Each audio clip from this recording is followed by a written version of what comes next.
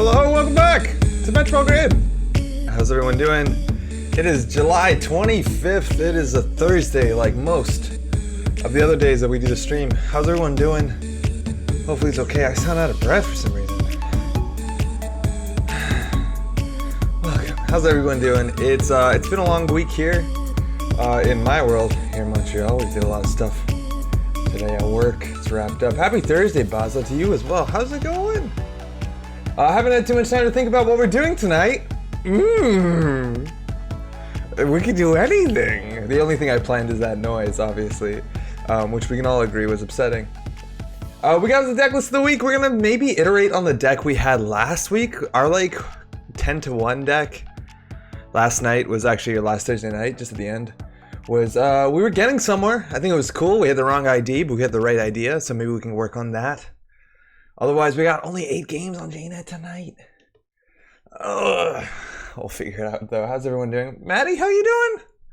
Hopefully your Thursday night's going okay.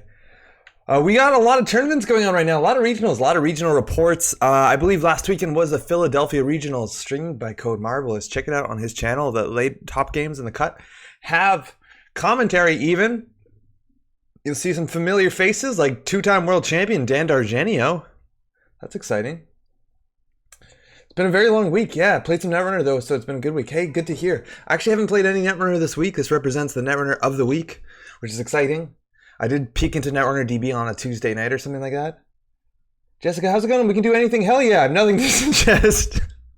Well, that's okay. We'll be hopefully figuring it out to some extent. Yeah, we have a deck to iterate on, but you know what? In terms of like content, Netrunner DB's deck list of the week, let me tell you, that'll give you a good start. It looks like it's Bread. This is Tiger Bread by Yakuza, or Jakuza. I always do soft J's. There's soft J's in my name a couple times over. If you don't know Yakuza, actually, Jakuza, excuse me, if someone knows. Why am I out of breath?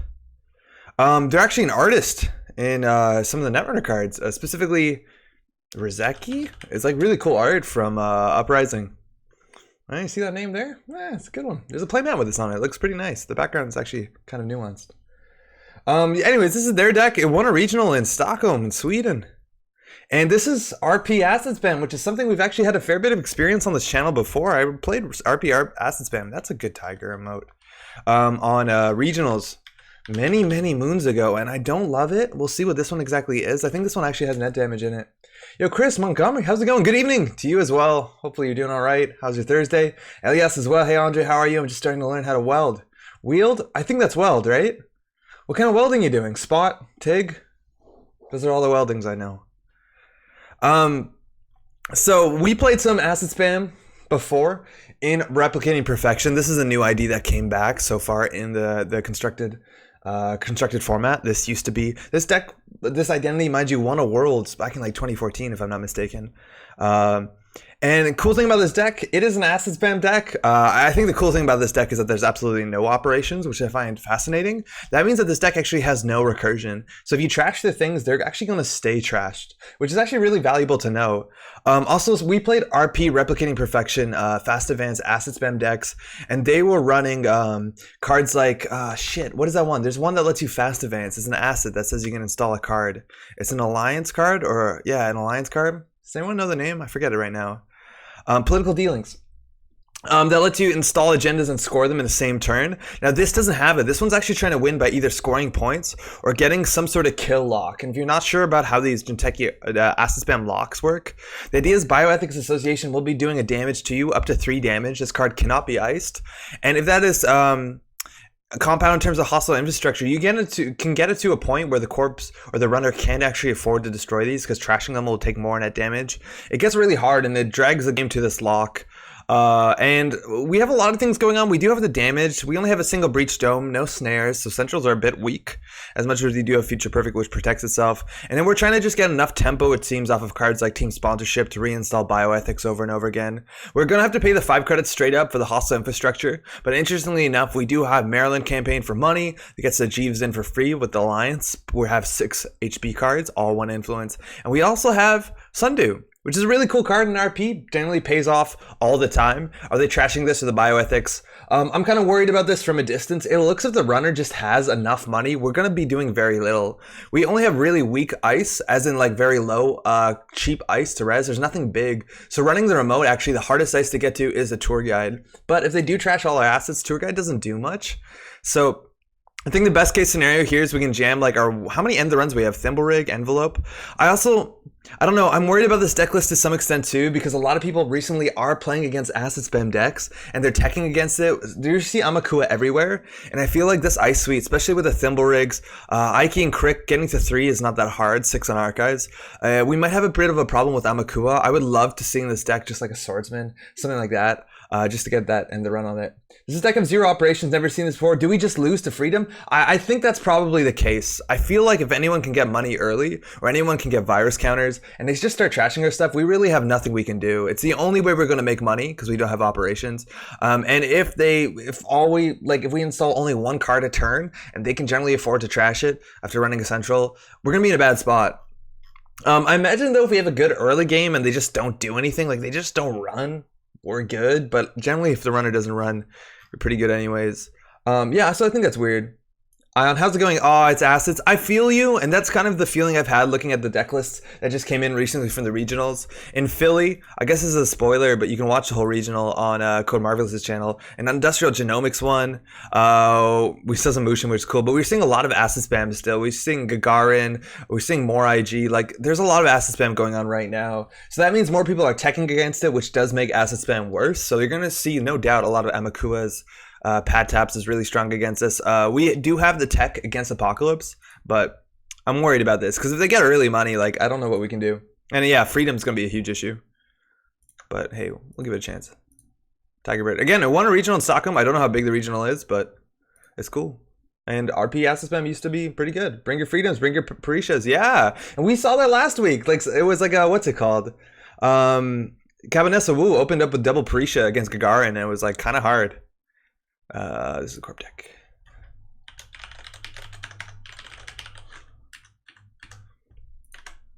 So we're gonna play this a couple games, see how it goes, and from there, might even see Aeneas come back. Actually, you know what? I wouldn't be surprised, Ion. Aeneas, Amakua, all that stuff actually works really well. The problem with Aeneas again is it doesn't work. Like you could put security testing, it doesn't work well with Amakua though. Security testing, but like if there's enough asset spam, you could totally see it. I feel like Criminal probably just, I don't know, I feel like maybe even Apocalypse is just better. Also, like 419 is really good against asset spam. We're not running any psychic fields, so they have the ability to know what they have to run into trash. And that's the problem, like that's really good in the early game where they can't forward the credit. If the asset spam deck has infinite money, and that's the thing is actually we can't even capitalize on infinite money. Like if they just trash the right things, like if they trash a bioethics and a team sponsorship, I said there's no recursion. But if they trash the team sponsorships, there's no recursion, so they're never coming back. Let's see how it goes. How's everyone doing, by the way? Has everyone played regionals generally this weekend? Are they coming up? Montreal, we have ours in like, what now, like 3 weeks? I don't know what's good. The meta is like coming together now because we had a most wanted list just recently, and we're seeing some of the decks that are doing well in tournaments in this most wanted list 3.3, which just started legality last Friday. Oh, I had a long day today. I'm actually kind of sleepy. Hoping we're going to be able to keep our energy up. If not, maybe this will be just like a really mellow stream. I don't know. 12 games? That's a bit better than it was before. We have a lot of idle lobbies, though. Maybe somebody will. Everyone's playing Corp right now, it seems. Actually, if it's not me, wow. Everybody in this lobby is playing Corp. You see Wayland, Jinteki, HB. Nobody really wants to play Runner. You're also seeing distributions of tournaments. You're seeing a lot of Wayland. Wayland's definitely the best it's ever been on the competitive side. Valencia's coming back again, really good against assets and good against just about everything. We've seen a lot of Freedom competitively, a lot of 419. I'm just rejoined Netrunner after a year, and I think my local meta has disappeared. Where are you playing, Ion? It's been kind of surprising since the FFG stopped the game. Like we had a Star Championship a couple months ago now, and we have like a lot of players show up. It was like more than we had in a long time since the like Netrunner was like officially supported by FFG in Singapore. Oh no way! I thought there was a scene in Singapore. Singapore is huge though, right? I think there's other Netrunner players for sure in Singapore. Probably that are still playing too. I wonder if we can search anybody with the word Singapore in the deck list and see what happens. Also, we can always do alwaysberunning.net.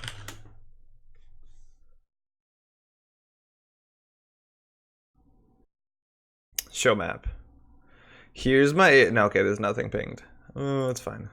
We'll figure it out. Is there anything like we can search? Can we search deck list comments? I don't think so. No, you can't. That sucks. There was a scene, and I'm in contact with some of the players, but there's anything official happening right now. Beans. For what it's worth, like, it's super easy to go to Nisei.net and like just pick up. I don't know what the shipping is off to Singapore, but you can just pick up like a GNK kit and start something. All right, we have Apex, which means they definitely want to apocalypse us, which is really scary. So I think the best thing we could possibly get is a hostile infrastructure, just so we don't get apocalypsed. For what it's worth, it's really good that we have an architect, which is a really solid ice for R&D. This won't get trashed. I think our hand is actually worth keeping. Early game, there's a small chance that this can hit something of value, and it means they have to interact with us. Andre, moving from Florence, Italy to Washington, it's such a huge step for me, more regionals too. Washington, D.C. or Washington State? That's awesome. Also, why the move? Yo, Chobo, how's it going? How's your week been? All right, we have the Sundew. I think we definitely want to get something on R&D just so it's a bit harder to apocalypse us. We could put the bioethics out. If we res it early, that's the only problem is if we lose it, we lose it. So we could just do Maryland and Sundew to get the money early. So this always pays off because they can't run. Mind you, Replicating Perfection says they have to spend a first click running Central, which means this always fires. We just have to pre-res it before the turn starts. Washington State for a job position for Boeing. Oh, super cool. That's awesome. Is there Boeing in Italy, or did you really push yourself to go that far out? That's really cool. There's definitely a huge scene on the West Coast. Not only like Canada, but also like America. It's good. Thanks for asking. Hey, good to hear. Just undid a click, starting their turn. 9 credits. So they did gamble first. Now they're doing Deuces Wild. Like, technically, I guess that's the optimal order in case you don't want to get the credits from this. So they may just draw. They're definitely drawing. They got to pick the second part of Deuces Wild. Again, we don't know. We actually played an Apex deck. It was a deck list of the week a while ago, and it was an Apocalypse deck. It was pretty aggressive with praise and stuff. Reboot also a pretty good card. Now we're doing a run. They exposed the Architect. They know there's an Architect here. They found the Jeeves model Byroid. 5 to trash is a fair bit. Again, we don't have a lot of recursion, so like we actually lose cards. It's not like the Gagarin decks that run 3 preemptives. Consume coming down. Double consume means if every time they trash a card, they gain 4 credits. That's a lot. So that's actually really good tech against asset spam as long as they have the money up front, which might be difficult. Interesting hand. If we had Jeeves down, we could do triple install, which is okay. I don't know what we do here because they definitely want to trash this. An ice on this would be pretty good. Rashida's also pretty hot as well. I'm worried that this is going to get lost. And again, as soon as they trash a card, they can click both of these. The cool thing is it's slow though. So it's not like they click for 4, it's click for 2, which is still not bad. We'll get a sponsorship down. Seems good. We're a ways from scoring an agenda. Actually, I want the Jeeves down because the triple install next turn seems pretty hot. Pay me really well to move and also be at OTF or the Seattle Boeing, and I'm really excited. One of the younger ones there at 19. Oh, fuck yeah. Hey, congrats. That's awesome. It's engineering, I take it, right? I assume most people at Boeing are engineers, but...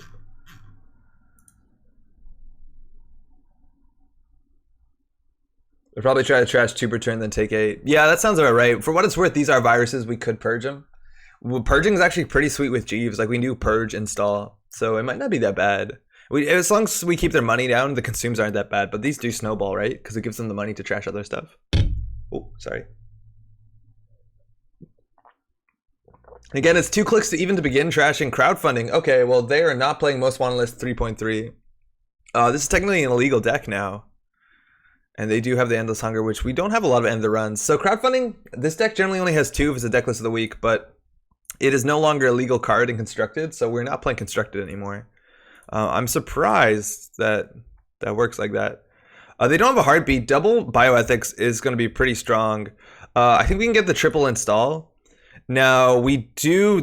Endless Hunger also does use up all the MU, so the Cortex log is actually looking pretty weak. We do have an end the run here. One end damage also makes it a bit harder to get the Apocalypse off, but I think we just want to do a triple install, and we can get both of these remotes. If they go down to one card in hand with no heartbeat, like they could just straight up die. We can't ice those up. We can't ice up HQ again. We will lose hard to the Apocalypse, and this deck might actually have DDoSes in it if I'm not mistaken. So I feel like putting on R&D is just maybe a bit better. We have an extra click here. I'm gonna keep this in hand. It just makes the Future Perfect a bit harder, and it's not like we're gonna need this anytime soon. It makes it harder to steal. So Operation Task Manager is what it stands for. Oh, OTF, but I also be doing some major research for the food there because I'm very hesitant of American food. One thing I have no doubt from experience in Europe, my family immigrated from Slovenia back in the 80s. I wasn't alive, but bread in North America is like nothing. Like there's nothing like good bread. You have to go out of your way to get good bread in North America, is all I'm trying to say. All right, we gotta play a game here. I'm just gonna play 2, whatever. They spent 2, they spent 1. That's the best case scenario for us, I guess. That's it. So what do we got on the table? We got 2 bioethics, so we're gonna start zapping things. They have to trash these. Again, these won't come back, so we're gonna do bioethics. That hits a heartbeat, that's huge, a bioethics. That hits a second heartbeat? It's gonna be really hard for them to apocalypse us when they have no damage protection anymore. We wanna keep these on the table if we can. It's gonna be hard to because we can't ice them, so we wanna ice centrals. Now, unfortunately, Cortex Lock does nothing. Oh, that's really good. Now, we're not going to give the Jeeves click, so we're going to put this on Archives, so they can't run Archives. This will do more net damage on HQ. We can always play the side game for them to draw, but this will stop it. It's going to be really hard for them to trash the bioethics. So very true. Yeah, it's kind of a thing. Yo, Jogging, how's it going? How's your Thursday? All right, they do nothing. 2 zaps from the net damage. And this is exactly the sort of matchup where it's like this deck will roll, is if they don't trash your things. We have a small chance of winning here. We have to play the side game. So we want to win the side game. So we need to spend the same as them. If we spend the same, we win. We didn't. Oh, no, you're good. We didn't, unfortunately. We spent 0. So we hit the en passant. We hit another en passant. So this is the deck list of the week. So they can get an Axis here. They have to trash both of these. And we're going to lose our bioethics. So that's a problem. Bioethics really feels like it should be unique. Potentially 3 net damage out of nowhere at the start of turn is crazy. Yeah, I to some extent agree with you. I feel like they should only fire if you made a run or something, but the point of bioethics is it's really important to have cards that interact, even if the runner doesn't do anything to you. It just forces the game to happen. The fact that they can't be ice is good. I feel like the numbers on that could have been backwards. Could have been 2 to res, 1 to trash really easily. But it's important, I think, they have a card that forces interaction. And checking face down cards against Jinteki, like that's kind of a big part of their game plan. All right, we have a lot of work to do because we have a lot of work to do. If it was unique, I don't think it would have been playable. I will shuffle it. All right, so we really want to start scoring agendas. It's going to be hard for us to do that. That's exactly the card. If we had this on the table, we would have won because they couldn't have trashed everything. That's kind of the problem. Oh, we could have purged, honestly. Purging probably be worth it. Their economy sucks. I totally forgot they had these counters. Because they can click 4, click 8. We should have purged 100%. We would have got to click with Jeeves and we would have installed Rashida. We fucked that turn up really bad. Cheeky purge time. How's it going, Carrot? Yeah, totally. We goofed it. I totally forgot. I was just focusing on our game plan. I wasn't looking at their board at all. Yeah, 100% you purge there. If they don't click it, ooh, are they not taking the money? I don't even think they can spend the money well, besides obviously trashing stuff. They're not. I think we're going to purge this turn. Actually, if we purge, we're not going to res Rashida. I feel like we're going to purge. And then we'll install like a team sponsorship or something. You want to hop onto Twitch? Yeah, sure. It's true. It's very hard for them. It's not that hard for them to hit the crowdfunding. So we're not going to res Rashida. So we're just going to go ahead and do purge. Gives us a click. It's either Maryland or team sponsorship. I feel like a team sponsorship is a bit closer to being better. I don't know how we're going to use our money. We're going to have Rashida. I'd rather have the team sponsorship on the table ready for like some shenanigans in the future. Okay, they're not interacting with us, which is a mistake. Again, 2 sponsorships out, so we really need these sponsorships. Sorry, 2 ethics out, so we really want these sponsorships to fire. We also have 3 copies of viral weaponization, which wipes their whole hand. And we have 2 heartbeats out. They are definitely on Apocalypse. We do luckily have Hostile, so it's very hard without the only 1 heartbeat in the deck. Oh, Crick. That's a bioethics. What do we want to install? Definitely bioethics. Thank you. Generally, we get a credit from that. If they, if we had like turtlebacks, we haven't seen any so far. It would have been pretty okay.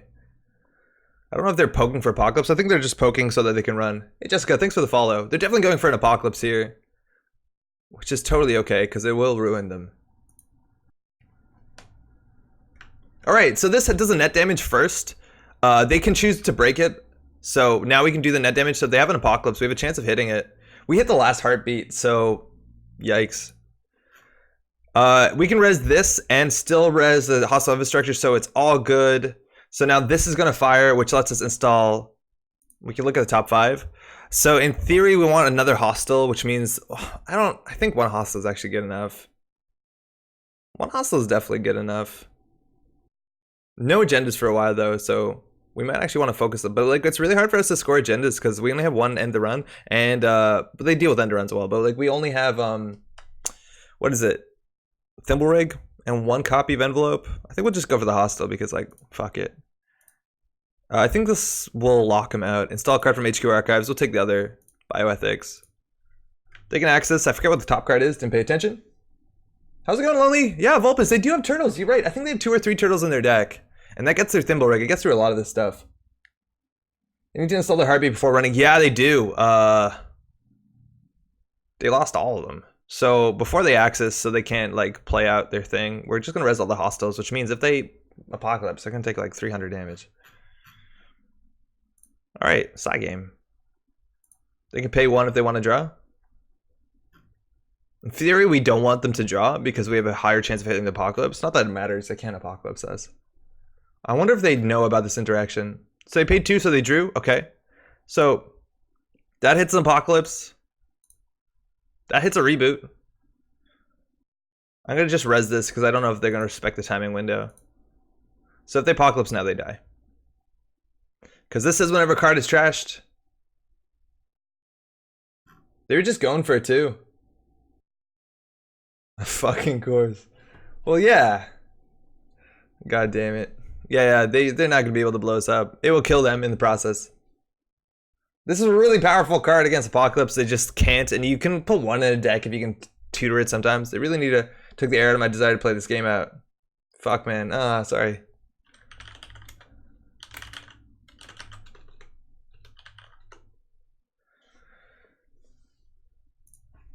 I don't seem to be happy about that. So Deuce is Wild. Again, now we're just going to res all our bioethics and we're just going to hopefully grind them out of the game. And the cool thing in here is they have a choice between like trashing the bioethics or like we can jam this 5-3.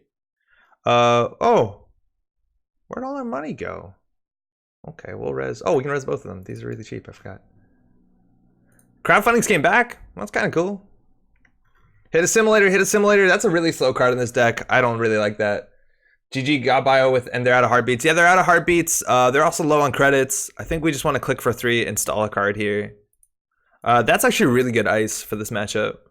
So Jeev is going to fire. We'll just put this in a new remote. And the next 3 cards on the deck are not agendas. I think there's an I key in there somewhere. Good time to tell them the deck is illegal. Nah, it's fine. I don't rub salt in anything. But yeah, technically this card got banned. But that's like 6 more influence. This deck only runs 2 of them, which is really funny. So now they have to trash this. Unfortunately, we don't have enough money to res the second. Oh, we had Rashida. We should have fired that.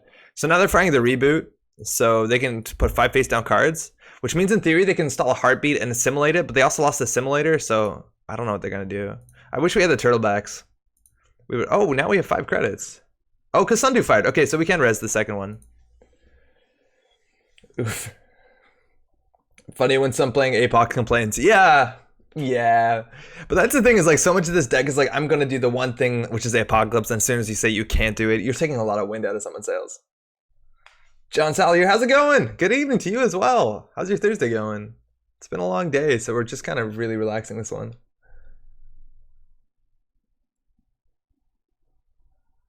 So if you haven't seen Reboot, actually a really powerful card. This deck isn't running Chop Bot if they're running the old deck list of the week. But this puts down 5 face down cards, which is 5 breaks with Endless Hunger. So they're going to try and run this one. They can't. They are dead now because we have the second hostile. So this is 2 net damage. And then they still need to trash the other hostile. So this game... Lost Interdiction and Deuces. Deuces is a really good card. It's a card draw card. And then they need to run... They can't. They can draw up, but they're just kind of prolonging some shit. It's Apex. Apex should play Apocalypse. Yeah. 419 too. I'm plotting and planning for Gen Con. Are you going? No, I'm not, unfortunately. I have never been to Gen Con. I've heard really good stuff. I thought this year I might consider it, but I haven't gone yet. Do you know what you're doing? Are you plotting for like Netrunner? It's only obnoxious when it's played in an otherwise good deck. That's true, and it's also kind of cool. Like we saw a lot of Apex decks that aren't running Apocalypse, but like you saw, if they just had money, they could have just trashed everything. And I don't think we had a game plan because like we were really far away from being able to score agendas. We don't have traps now. They don't know any of this stuff, but like we couldn't have scored this. We weren't drawing an agenda. We could have fired Rashida's though to draw aggressively, but like we can jam this and hope they don't check it. And then with Jeeves, you can even get a counter on this, or you can install team sponsorship and then let it fire from hand. Like you have some cool things to do, but. If they had Econ, they would trashed all this stuff, and I don't know what we possibly could have done, and that's what I'm kind of worried about this deck. But we'll see. We'll see. I feel like people are checking really well against Acid Spam. Like the double Parisha, stuff like that happens. I think they just had to be less greedy with the consume. Yeah, I think if they just like, that's the thing is like if they played really disciplined Netrunner and they just like ran trash, consume. Like if they just run trash one you consume, and we wouldn't purge if they only had one consume. Like we'd be in a really good spot. How's it going, by the way? I'm not playing an AI tournament. I'm running RPGs. Oh, cool. What RPGs are you running? Oh, we're lost. This is Freedom. I don't think we have a chance. That's all I got to say. I don't think we have a chance in this matchup. This hand is okay because we have 2 ice. This is really bad. Thanks, you too. Like we really need to get out a hostile. But like, I don't think we can win this matchup at all. So much of our stuff is 1 to 2 to trash. If they get a Yusuf down early, every time they run a remote, they can trash something that costs 1 for free. We can't ice our shit. Oh, Jessica's saying we can do this. I really don't know. I feel like this hand is like, this middle part is shitty, but having an Architect and Aiki is really good because they have to run Centrals first, and those are 2 of our better punishing cards. I think we'll keep this, but like, we're so fucked. Turns like trash 2, take from 1, and click 1 to force the corp to either force the corp to purge 2 tokens every turn and take 1 each turn. Yeah, I think you just stagger it, and like we wouldn't purge if there's just 1. I don't feel confident about this match. We'll put that on R&D. We'll put this on HQ, and I think we'll just try and get Turtlebacks out. Or yeah, maybe. We'll see. Oh. This is like a scrubber. So we're going to get the Turtlebacks. What's actually good here? I feel like the Turtlebacks is good. I'm not sure how we're going to score. So that's in a new remote. So now we can just like jam 3. The cool thing about this play is like this might distract them from the agenda. We're gonna res this undo. Might as well. We're gonna start with 6 credits. Freedom's my toughest matchup in life. Like I don't know what to do against them. I guess I play Rush deck. Play a Rush deck, put some Cyberdex Virus Suites in it. Big Ice is pretty good. Barriers, high strength barriers are pretty good. Freedom can be rough. But you generally play against the same way you play against crowdfunding, which is just like ice shit up. Can we res this? Yeah, we still can afford to res everything. So they can spend 1. It might actually be okay to spend 1 there, because they always spend 1. We're going to hit a casts. We're going to hit a knifed. That's cool. And they're going to hit the breach dome, which is also the best part. And we'll see if they trash it. Ooh, we hit a lamb. That's a restricted card. And I kind of saw that coming to some extent with the knifed. Trope also. They can trash this for 2 credits, not even getting Freedom's ability. But they might actually check another card just because they have 1 token. This might not be good for us. RA drawing. Dungeon Crawl Classics. Cool. I don't know what that one is. So we'll fire the Rashida. Alright, so we can leave this on the table because I feel like if we just ice it up with Timblerig, we'll be able to fire the team sponsorship. So we'll just get all this stuff down. This is actually like a pretty solid opening. I don't think like we need the incidental net damage just yet. So next turn we can triple advance this. Now this card I actually don't like as much as I used to, just on the basis that oh, they're trashing the team sponsorship. That sucks. On the basis that like Amakua gets this through this trivially. A lot more people are playing Amakua than only Black Orchestra and Anarch. The flexibility of moving it around is like okay at best. And we're gonna lose this. No, we're not. They're actually gonna pay for that. And they're playing totally correctly. Just trash things. And like we have so little of a board now. We're only hoping we can score fast enough. And like, what do we do? Spam, and they get a VBG every turn. Like, we really need an ice for here. I think we can just. We're gonna lose this though. Whatever, we'll score this. I think we have to score to win the game. This deck also, I think one of the coolest things about Jeeve decks that do asset spam things is running the current. What is it? Clones are not people, just to get more value out of your agendas you smash onto the table. And it's a really shame that we can't do it. All right, we do have a Cortex lock for archives. That's exactly what we want. The Turtlebacks is also pretty good. This will be pretty strong. I think they would actually face check this. I think we definitely want that there. This we want either an agenda. I think we can draw once here because we're not going to stop both of them. Cortex lock also pretty cute. I think we'll draw once more. This is also really hard to jam on the table. Again, they're going to be at 2 credits, 6 if they hit deliberated. They have to come back with real cards. And I don't know if they're going to be able to recur this. A lot of times, oh, maybe they're running more than one. Also, SMC sometimes shows up in these decks. I think we'll spam again. We could consider icing one of these up. I feel like this might be good enough. And we still have I've Had Worse. Generally, they're running 3. Card draw is like really weird with Freedom because you can't run Inject. So I've Had Worse. Well, you can. It's just not as great. Oh, there is a Hacktivist. Did we even know that? When did they do that? Oh, it's click 1. Okay. So here's an Architect. We have a Jeeves on top. They can trash that for free and come back. I doubt they will. We have 2 agendas coming up, which is like kind of miserable. I think the hostile infrastructure is probably one of the better ones. We're going to get a credit for that, which is cool. We're going to get another credit from a card from Archives. Unfortunately, if we res, we're going to lose a card here. So I think we have to go for a jam. So I think the team sponsorship is probably one of the better ones. They definitely want to trash that. And they're going to hit I forget, a Jeeves on top. And then there's 2 agendas, which is worth remembering. If they trash that, we can actually jam the next. And yeah, this is so hard. Hacktivist, Freedom. Like, people are teching against this sort of deck, and we can't really res. They're running the hostile, which they can trash. That's good.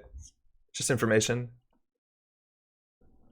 So we actually don't even have the money to score the 1 agenda we do have. Just drew a Jeeves.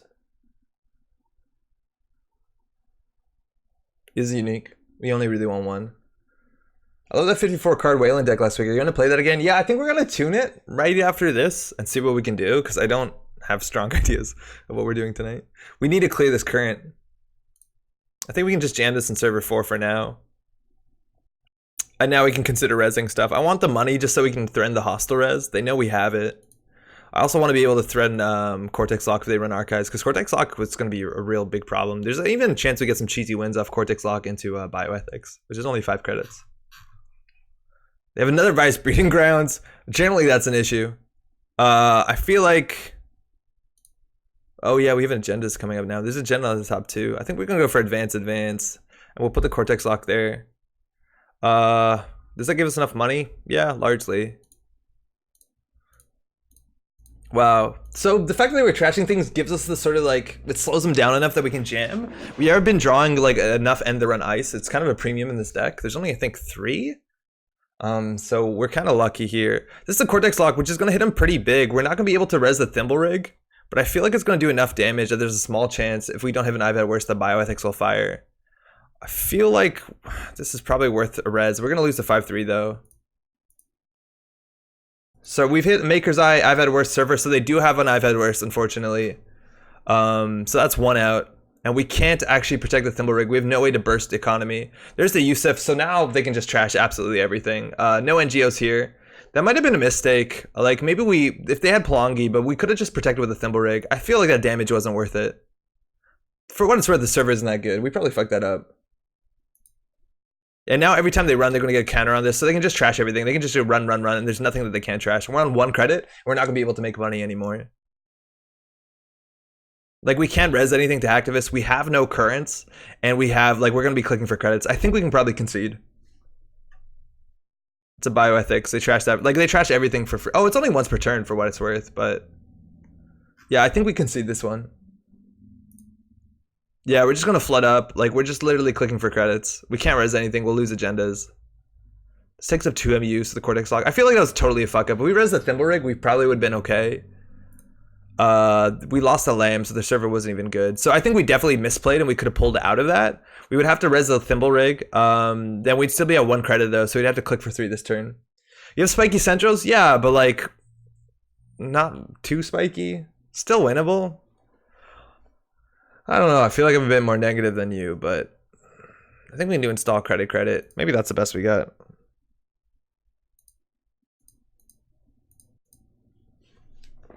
They're just going to lose everything. They're going to eat everything from us. Wow, they're not interacting with us. We're going to clear that current.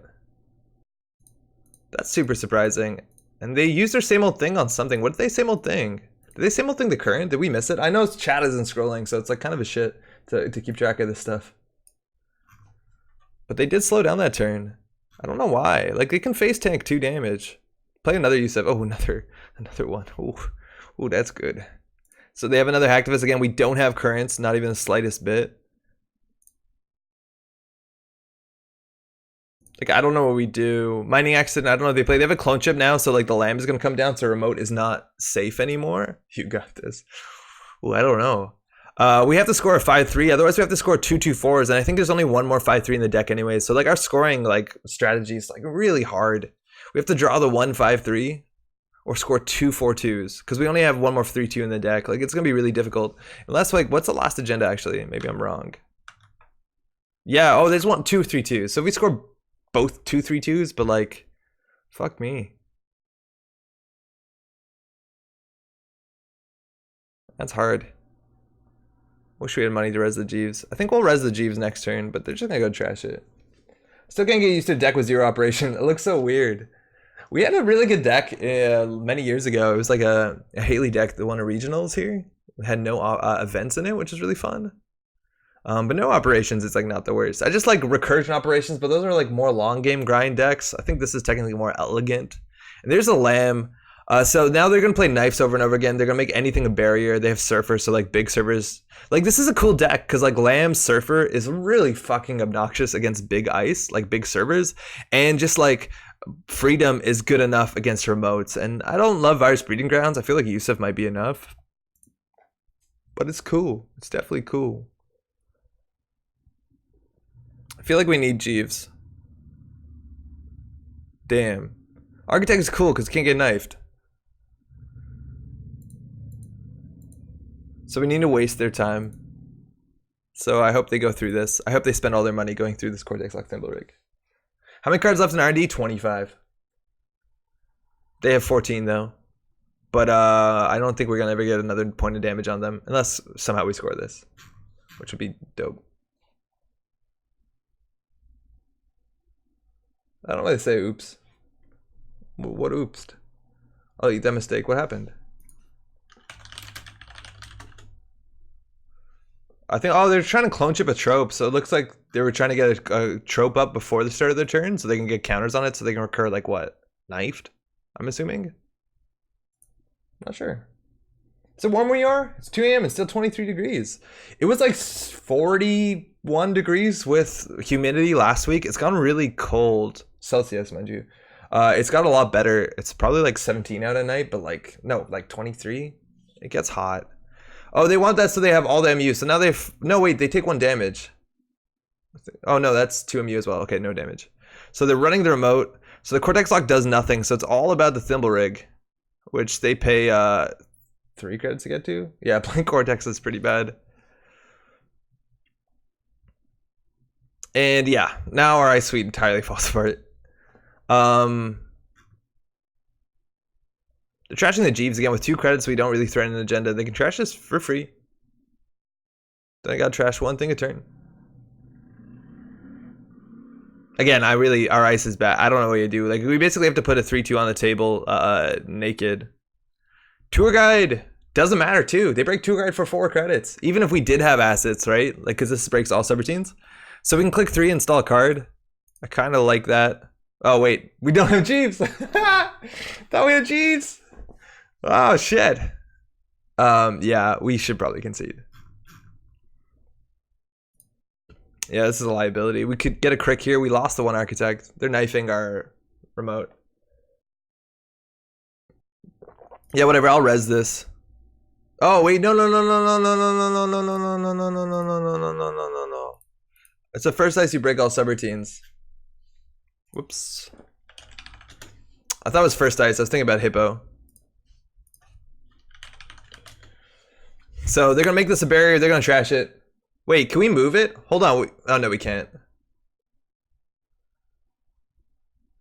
So that's dead. They're gonna break it with Lamb. So it's even cheaper. It's just 2 credits. The ID ability. They have to run a central for a remote. Okay, so this gets trashed. Yo, Apathy, how's it going? It's going okay. It's been a long week. Just kind of relaxing here. They're not jacking out. They're in theory getting through the ice. The ice just doesn't do anything, so it's a shortcut. Alright, so this is our team sponsorship. That gets trash for free. Happy Thursday, Andre. Tiger Bread is gross in a good way. I don't think it's gross. I honestly don't like this deck. I can dig it. Been a long week here too. Yeah. Yeah, it has. Like I don't understand how this works. Jankovic, you saw playing Crash Space, right? How's it going, Disperse? Yeah, like what do? We don't have a remote. We literally have no way of scoring an agenda. I think we concede. We have no way of scoring an agenda. Yeah, we're gonna concede.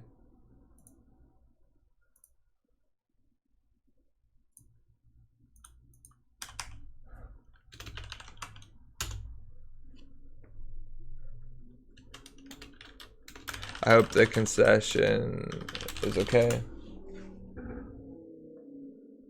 There's a few credits short of the notary playing in wrestling.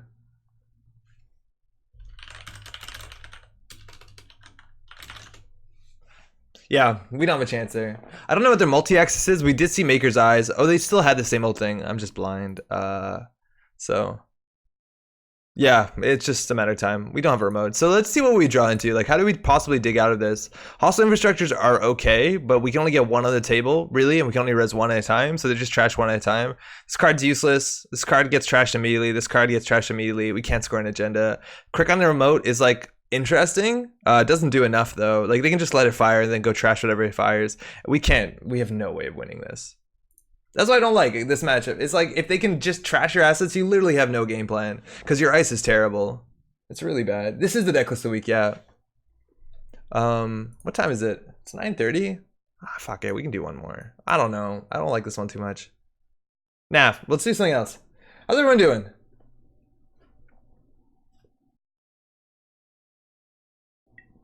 Went against my instincts, paying through FC3 instead trashing things. Should never go. Is that a game somewhere? What is that on? Crash Space? It's a stream? Alright, so what I wanted to try, we had a deck list last week for those tuned in. It was really fun. It turns out our deck list was incredibly convoluted. The idea is that using Pad Factory to put counters on cards is actually kind of interesting, specifically when it comes to cards that are traps, cards like I think what's the most one? Construction Contract, because that lets you put tokens on something else. So you can access a card with no counters on it, and then boom, suddenly a lot of counters on it, and then you die, which is kind of cool. So we realized that that play doesn't make any sense, firstly, in Gagarin, because as soon as you do that, they can choose not to pay the credit to access the card if they're suspicious, so our game plan has no legs. But in theory, this deck list is okay, and if we play all the advanceable traps in this deck, and on top of that we play an ID that doesn't let you cancel away from a run, basically, I think this deck list might have some legs, so we're gonna try that again. Yeah, they can just decline the Gagarin cost. We totally fucked that up. Yo, Lataro and Thomas, hi from Australia, hi from New Zealand. How's it going? Top of the morning. Good morning. How's it going? How's Friday looking so far? I'm assuming it's not even the morning, right? It's like 10, 11, maybe? Titan for more influence? I actually like by far, if we're trying to do this in counter trap stuff, is that we can just do Jemison. Because Jemison, we can forfeit agendas to get more counters. So they could run a June bug with no counters on it, and suddenly they can be 3 or 4. We've done this a lot. Every time we play a Jemison deck, we end up playing at least 2 copies of Project Junebug just because it's so goddamn good. And a lot of people don't suspect it, which is kind of the most fun, is that people suddenly die out of nowhere. This is Vegetarian Jemison. This has 1 Junebug. That's good enough. Jonathan, oh, that GDS deck. Saw that earlier. Oh, Gagarin Deep Space. Yeah. Yeah, we gotta fix this. It's gonna be interesting. Yeah, we're totally changing IDs. Semifinals of a tournament streamed on Crash Space right before this, Andre. Sorry for the hijack. No, it's all good. How do we see that? What's the link to Crash Space? I've been playing the 30 decks that you can build simultaneously. Super stoked to catch us live. Learning so much. Thanks. Hey, glad you're learning. If you have any questions, please do ask. Latara, what are the 30 decks you can build simultaneously? They're clunky but super fun for kitchen Netrunner. It's like a honeymoon with Netrunner after many years of marriage. Oh, that's super cool. I do like, after playing so much Constructor, playing alternate formats is really fun. At work, we're playing a sealed league, which is a good time. I just have 2 more games left in the league. I think I've only dropped 1. It's been fun, though. I have a really nutty league. Or a nutty deck. Both, I think my runner deck is crazy, and my corp deck is just, like, good stuff. Just pick the game up a month before it was canceled. Oof, converting friends though. It's like kind of easy to get into the game on the basis that like you can proxy whatever you want. Maybe that's easy, I don't know. But like, it's still a fucking great game. That Gaga deck, but Gem, yeah, that's it. Jogging. So Twitch says Twitch TV.crashbase and Crashbase on YouTube. Okay. So there was a tournament that was just streamed right before this. If you want to check that out, it's just Crashbase. Let's redo it. We're going to go to space. To Jemison Astronautics. If I'm not mistaken, is this gonna work? Is it gonna work? Shit. They just printed this? I think this is recent. Mae Jemison. If you didn't know, Mae Jemison was named after the first, I think she was the first African-American astronaut. She just got a minifigure. This just came out, I think. So, hey, shout outs. Mae. But let's build this deck. They're like 4 decks per faction, everyone thematically, mechanically built. Very interesting. These we're testing. Wow, with like with 1 playset of everything, I take it.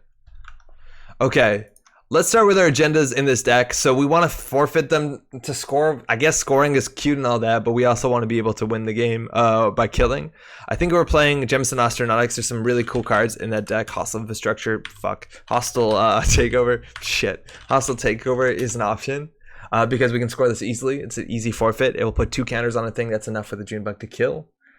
Is it despite Jemison as ID but played it recently? It's like a ton of fun, and I've seen a lot of creative builds with it too, which is really cool. What else do we want to play? If we want to do really tricky stuff, we can put counters on instant access when it comes to City Works project.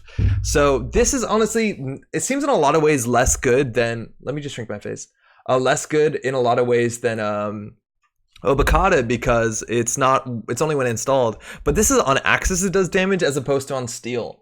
So say that there's 2 counters on here, that means it'll be 4 damage to steal this thing, right?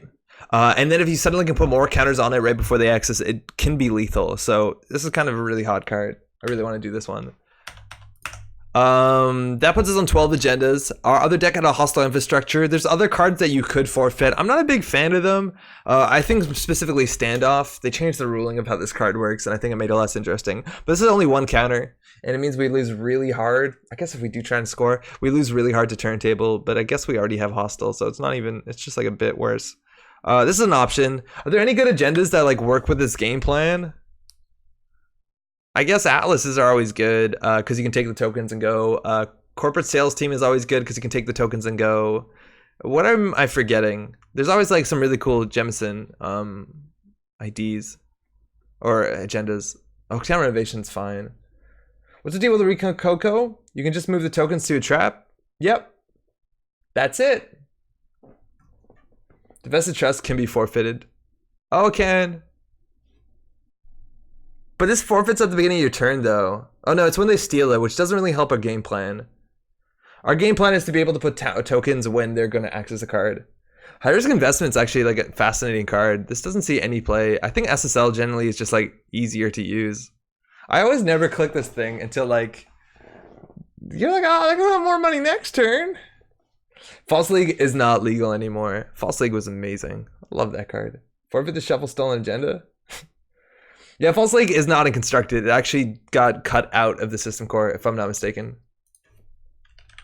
Yeah, it's gone. Especially Flace Lead. Yeah, it sucks. How about Breach Dome for incidental Rikoko counters? That's cool. I think Breach Dome those like 2 or 3 influence. Let's build the core of the deck first and see how it goes. If we want to do that, I think we could just do... Oh no, a Space Camp is only if it... The card that can be advanced, so it's a bit different. Okay, well let's get the core of the deck in here. We want to basically play traps that on axis we can shift counters to, and then with those counters, murder. So, things that we want for sure, we want all of the advanceable traps that we like. Sorry for all the out-tabbing. So we want some June bugs. We had False Flag. It's a stupid card, but we're gonna do it.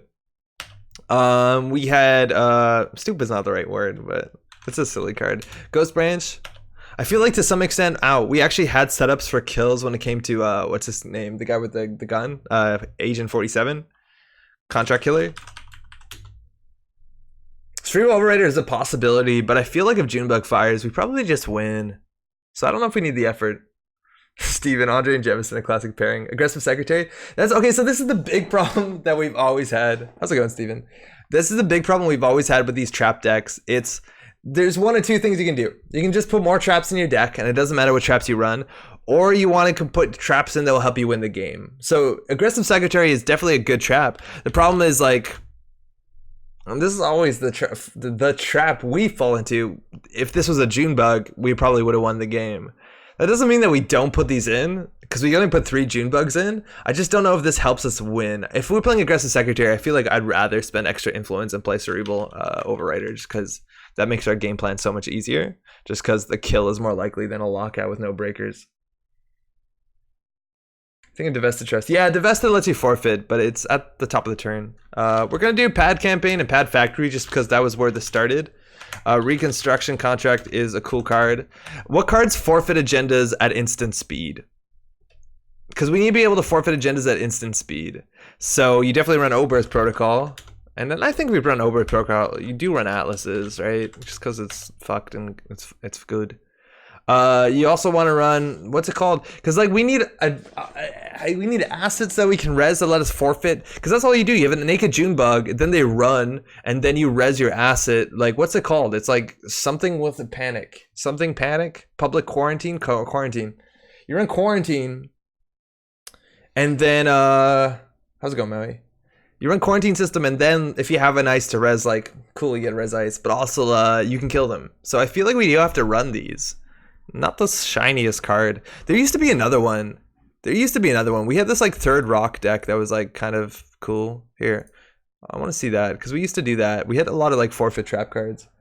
Is it only Corp Town? Oh, is Corp Town still around? Corp Town's a good card. Author name. This is either a Maverick or Generic Sheep. No. Oh. Huh. Do we now publish this? Where is this? I don't want to open an old video myself because I'll be embarrassed at what I looked like many years ago. Is it called 4th Rock Residential? Oh, nailed it. So good.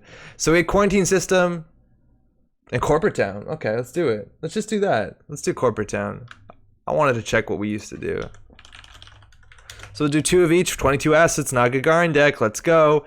We need to be able to capitalize on the Ghost Branch. The other way is by not capitalizing on the Ghost Branch and dumping the Ghost Branch and just running the thing that does net, brain damage to them, which maybe is just straight up better. But if we do that, the false flags aren't that good. But I just said the false flags aren't that good. So I don't think we learned that much. We had some cool plays with False Flag. Mumbai Construction Company is probably too expensive for this deck. Well, let's be honest. It's probably too expensive. We also can get actually like a legitimate amount of ice in this deck. Oh, Rashida's good. NGO Front's like okay. It's okay. No Ghost Branch? Yeah, I feel like we could just kill and not do the meat damage package. Then we could drop the Corporate Town. Let's do like more straight like kill traps. So we can run 2 or 3 copies of Chrono, Cerebral, something. We can reduce hand size by 1. And before you get Obelisk, tag me, Liza. We'll run one. We have Rococo. Ibrahim Salem is always fun. It is. It's okay. Ibrahim Salem's okay. Alright, let's build the rest of the deck. We want to do things that do tags and damage. I like Mouseless. It's a cool card. We can also move counters to this at instant speed sometimes. Cool. Border Control is a good card. Not a lot to say there. I don't want to actually run the ice that we forfeit to res things. I don't think it helps us. Because like we want to score or kill. Checkpoint. I've never heard anyone suggest that. I don't like this card. It doesn't really do anything. Like, you just give them bad publicity. Like, generally in any matchup, they'll have about 2 bad publicity, so they just break this for 3 credits. I don't get it. You want janky instant forfeits? Go with Archer on Tithonium and Surret City Grid. That's fucked. Fuck. Ransom. That's cool. Ashfar? Yeah, we can play Ashfar. Afshar's good. Okay, hold on. That's really clearly need Enforcer 1.0. Archer's also just like a fine card. But we have to spam a bit. Oh, we need Mushin in this deck. That was the most important card. There's our influence. I forgot to do important cards. Let me think about the Afshar thing. I think that's really cool. Okay, so the idea is that if we do run Corporate Town any good here, it's okay. It's a good card. And it's an instant forfeit, which is most important. Okay, so this is the option. In theory, we can run Surret City Grid.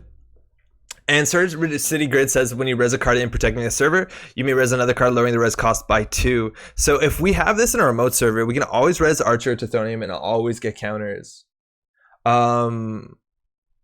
Which is cool if we want to res the Archer Tithonium package. I don't know if we do, but it makes it really strong because then we can res in other things so much. Need Econ? Yeah, we're gonna get that in there. I think we want more Econ, NGO, Hedge, IPO. Yeah, we'll definitely get all that stuff in there. I think this is fascinating. I feel like there's a big chance that the whole Pad Factory Pad campaign thing is like totally not necessary, and this deck actually will be pretty strong on its own. But here, let's get some money in here. Oh, I got really hung up on iPad Factory. All right, well, we need ice, so I guess we cut things. I feel like we don't need Rococo Pad Factory Pad campaign, and I still think we have like a pretty legitimately good trap deck. Because what the Pad Factory does, I like Pad Factory. I really do. 3 a.m. and work night. That's something of a failure. Good night. Oh, hey. Sleep well, hopefully. Thanks for dropping by. Jemison replays Rococo, it's fine. Yeah, I think largely we can just get rid of all this stuff. Yeah, Jemison is a permanent Rococo. Let's just say that. Ooh, 6 influence. 39 cards. Okay, let's get some ice back in here. So what's good? Veritas is fine. We didn't put any Afshars for some reason. So we can do the Archer Horton package. I think that's cool. Archer, excuse me, Tithonium package. I wonder if we're going to be able to get a kill. We need another agenda in here. I think we can just do like corporate sales team or something. Corporate sales team. How many ways do we have to forfeit to get counters? So we only have like, we have some pretty big punishes. Surveyor? Oh yeah, fuck. Surveyor's fine. I don't know if we're gonna have a big remote though. Surveyor might not be the best. Is 4/4 good enough for Surveyor? 1 or 2 Mumbai Construction Company. We just don't have enough money for that card. That card's so prohibitively expensive. It's incredible. It is exactly what we want with this deck though. It's prohibitively expensive. Right? Like to start, it's 6 to 8 credits. I don't think Surret's the worst, I'll be honest. I think Surret's kind of interesting. Uh-oh, we built a 55 card deck. I think Surret means that we don't have to run Quarantine System or Corporate Town. Or we can just do 1-1. I think if this is our deck, we also do definitely want the NGO fronts in there. I feel like we're just missing 1 or 2 like really kind of shiny pieces. What do we do? I do. Oh, these are not grids. Yeah, no, this is fine. Yeah, okay. I feel like this is that. Corporate Town is that. We have only math 13 ice. What does this draw like? We have Mushin no Shin, which is really fun. Drop quarantine keeps her. Yeah, I like that a fair bit. So this is what is his draw like? Is there any like card we can move counters to that's more interesting than this? Because that's the problem is with if Junebug doesn't kill, I don't know if we can. I guess we'll always try and do 6 damage. Well, that's a good opening, right? We'd score this. We would do ice, remote, put that in the remote, I guess. Jam that. Yeah, we can do that.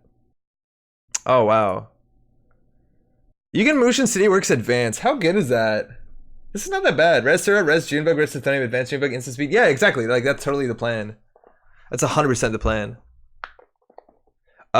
So if we Motion City Works Project, there's 3 counters on. We advance it against, there's 4 counters. They have to take 6 meat damage to steal it. Now, we don't have punitive or anything. But, like, that's a pretty good start. Here, I think we would actually just do that and that. We'd score the hostile. We'd probably lose this. Then we can do border control. We can actually do Motion City Works with border control. Advance. And then we can just do Oberth Protocol, Cerebral Overrider. Or actually, this is a fine deck. We need like a Mars trap, I think. The 0 point Wayland agenda is good for just getting an Orbit set for the purpose of scoring. Yeah, I just don't like that card though. Like I feel like we're gonna try and kill more than we can score, and it's just slots. It's like as good as an Audacity a lot of times. And I feel like this deck probably wants 1 copy of Audacity, but like whatever. Let's just see if we can kill. Kill. What's like Mars kill aliens? Mars attacks. Okay, that's a good name. Let's do it. Let's try it. I feel like we could use a bit more ice. I just don't know what we cut. I feel like having a bit more ice would actually be pretty sweet. Yeah, having a bit more ice would probably be good. I think scoring 4 points is going to be important to force them to run Jubak. Yeah, and I think we can rush out some points pretty quickly. I think you're right. We definitely need to score some points. But even like install advanced, double advanced Junebug is like a fine play. Jemison, Astronautic, Sacrifice, Audacity, Success. One of those cards sees play. I can't believe how inconsistent that cycle was where some of the cards were like on... What's going on? Why they got a bar there? What's going on here? Oh, thank you. Let's give this a shot.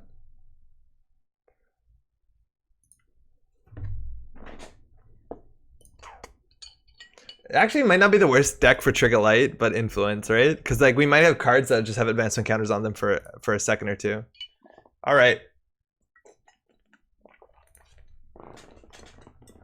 I'm drinking out of the bottle. Shouldn't do that. Embarrassing. All right, this hand's good. We don't know what kind of cabo they are. I think we can just go ahead and score this before we set up. They might plunder HQ pretty easily, but fuck it. We can just like draw, install, hedge fund. There's no indexing anymore, so you didn't really need to ice up too hard. Thanks, you too. Survey is a consideration. I think actually we'd probably run Mogo in this deck, maybe. Maybe actually Excalibur is a bit better too. So they're just setting up, no crazy Cabinets of Woo tricks. They have nothing on the table that prevents us from scoring the hostile takeover. And next turn we can transform the hostile takeover into an Oberth Project Atlas. Ideally we'd have a piece of ice so we can protect the Oberth. But so how does this work? We install this, we forfeit, we get 2 counters, we install again 4 counters, we get 1 counter on an Atlas token. They do have a bad publicity. Wow, 6 cards a turn, it's pretty good. We could just get the Oberth down into the Project Atlas with the counter. It gives us more abilities for traps. I just really want an ice for that. I think we can do draw and Rashida. Okay, that's exactly what we want.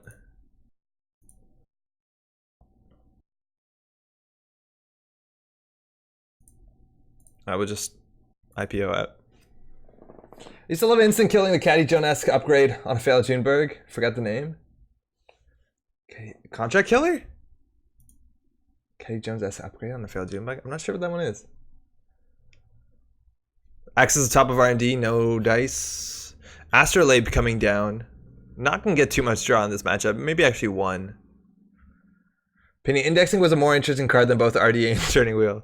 I think interesting is like a pretty low margin, but yeah, okay.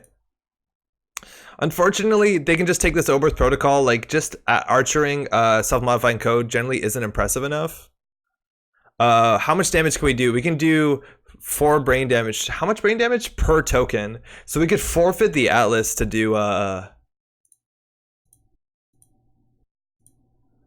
we're really committing to this, but we can forfeit the Atlas to do 2 brain damage. I feel like, is there a better trap than this? Is there? I think to some extent, Steven, turning wheel is interesting because it lets you close the game out on your own terms. I think that's important.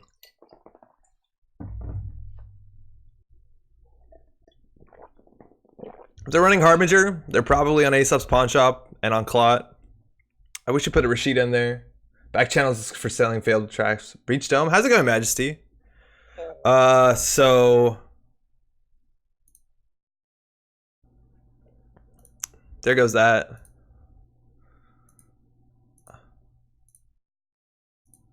I'm gonna ask if they have an action. In theory, we could beat Clot here.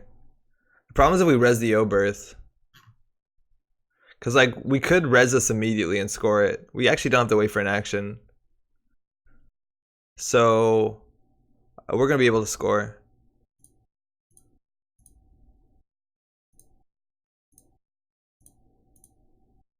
That's all in the same timing window. I think they're going to have permanent multi-axis turning wheel as a way to do it. Yeah, I think turning wheel is definitely more interesting. They have 20 fucking credits. We do have an Atlas with a token. Oberth is up and running. There's the Pelongi. So resing the Archer seems kind of bad. We're going to need another way to forfeit. So we could definitely get them here if we pull this for... we need the punishment. But this could put 3 counters. So we have it... Yeah. If we get a Junebug in there and Surret, we're in a good spot.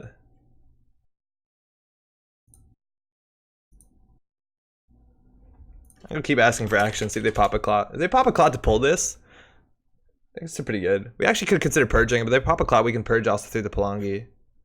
This might mean that on Lamb or Angolo is a restricted card. I just don't know what this hunger is about. How about now? I'm gonna ask him on every time we advance a card. Thoughts on Tithonium over Archer in this deck? I think we got both. Do we not have Tithonium? I think we have 2. I think Tithonium is disgusting. I think people don't prepare to hit with a Barrier Breaker. I agree the turning wheel's a good approach, but I've always thought bouncing off an ETR endlessly getting to charge up was a mistake and could be easy in a router to be more interesting. Yeah, I think a lot of people were surprised that that card didn't say successful run.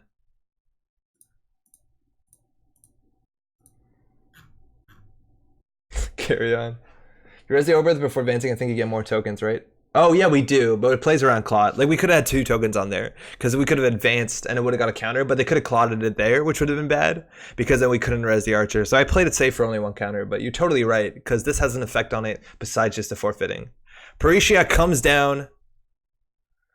We can purge away the Pelongi, which if we don't have a really aggressive turn, actually might not be wrong because it really stymies their aggression. Oh, we can Motion Notion and NGO friend, but unfortunately we can't res it to get the money.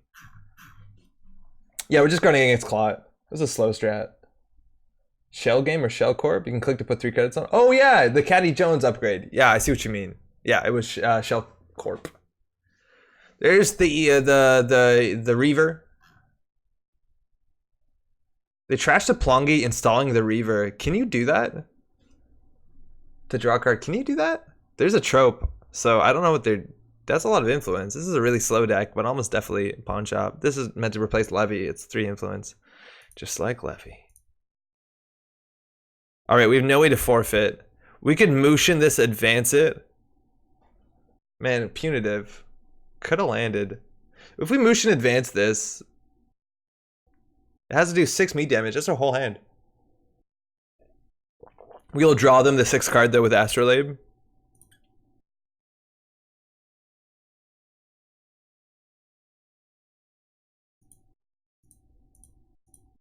We just need a good trap. And actually maybe we do pull with Atlas. What do we pull?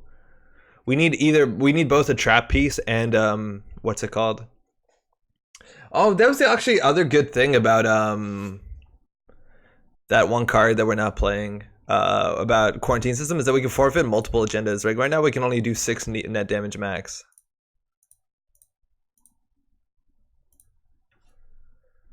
They also might be keeping around an SMC or a clone chip, but some modifying clone chip to play around what they expect could be a hard-hitting news, because they really haven't seen anything of our deck. Akamatsu Mem chip, so this is kind of dirtily, right? They're not generating any of our economy besides their 3 daily casts that they've gone through. Wow, yeah. They're ready for assets, though. Okay, we need a token to get this. We could do the play. It's crazy. I think we just want to do Surat City Grid with the City Works project. I think that's the best. Wait, what does Surat City Grid actually say? Because I think we have a cool play here. Inner protecting a server.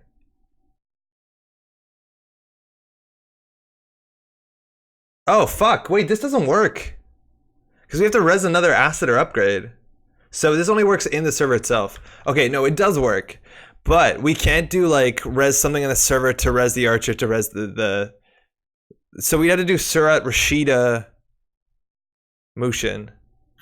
So we could do like Mushin, install Surat, but then we can't res anything. Fuck. So we want to do Surat, Junebug. Oh, this is wild. We can also just Mushin this thing. Thinking. Shit. Okay, what do we do? I think we just like waste a bit more time. I think the after on the remote's actually kind of cool because it forces them to get a breaker, which slows them down a fair bit. We probably should draw here, but I'm not drawing last click. I'll look stupid. I've actually been watching old streams of yours on the side while attempting RE2 speedruns to keep me sane. Thanks for that. Hey, of course. How's the old stuff like? They're drawing, they're looking for an answer. Again, it's only Rashida. They're going for it. Here's the Avshar. The runner loses 2 end the run, 1 strength eyes. Forces us to spend 4 credits on this though. This is a pretty expensive card. What? Huh? Wait. Did they install it during the run? Wait. How did you install that? Oh, they use SMC. What? It says here. Okay, and it trashed a card for Reaver to fire. I think that's cute. So in theory, they could clone chip through the Archer. I feel like we do want to res the Archer. It's just kind of good. Yeah, I didn't see the SMC. I was really scared there for a second. They could use Ngolo to make this a sentry. So that would be like what? 2, then 2, then 2. They have enough. Fuck them. That's fine. Fuck it. Fuck them. Look like a baby, and then part of it may be no facial hair, though. Yeah, I was young. Oh, this is a cute boy. Yeah, sometimes the old stuff is like hard to watch, but hey, that means there's progress. Appreciate value. And there's that pawn shop. Corporate Town no longer in the deck. Again, Corporate Town would have done a lot of work. They have a lot of money to sell. That's the beginning of their economy. Hard-hitting news might land, but they definitely do have a misdirection somewhere with all those SMCs and clone chips and extra MU. All right. Just give us beans.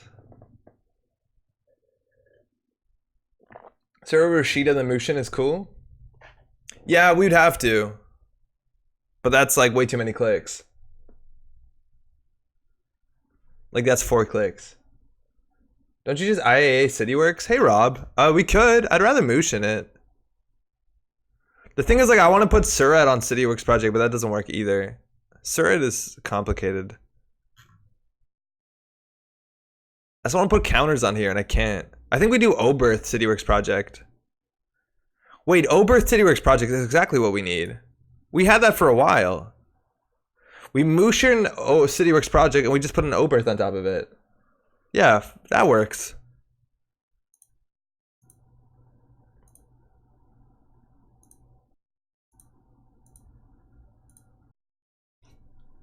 Tell you by the way. Come for the Corp Town. You res the Archer, forfeit an agenda, and put more counters on the CityWorks. Clavar. That actually would have been pretty good. I think this is good enough though. This is going to do 10 damage. 8 damage. Which they have 7 cards. Fuck it, Reaver. And Astrolabe. One moment. Yeah, okay, we goofed it. But if they steal this, they can't steal the next one, so that's good. Yeah, we definitely had some good plays there. And also, I think if they take this... Oh man, if we just had like Punitive maybe. Yo, Molecule, how's it going? Welcome to the stream. How's your Thursday? Rob, I heard a bit you were out in Philly. Didn't go, huh? Oberth might have been safer in the iced remote. Yeah, it might have been. Actually, Oberth was definitely safer in the ice remote. Like, we didn't need to do the Mushin because we also could have forfeited the hostile off the archer. This is probably a fuck up, but this means we only forfeit 1 agenda. I also have 5 clicks. That's rough. Why did you install Urbith in a non-protected server? Oh, fuck. Yeah, we could have done that. Totally forgot we could have done that. That's a huge fuck up. I was thinking that this was like Surratt, where it had to be in the same server. Yeah, this is no reason. There's no reason for this to be in the same server. The 3 from Oberth. I think so. Katsura for the Corp Town. I think we have some cool plays with the Corp Town.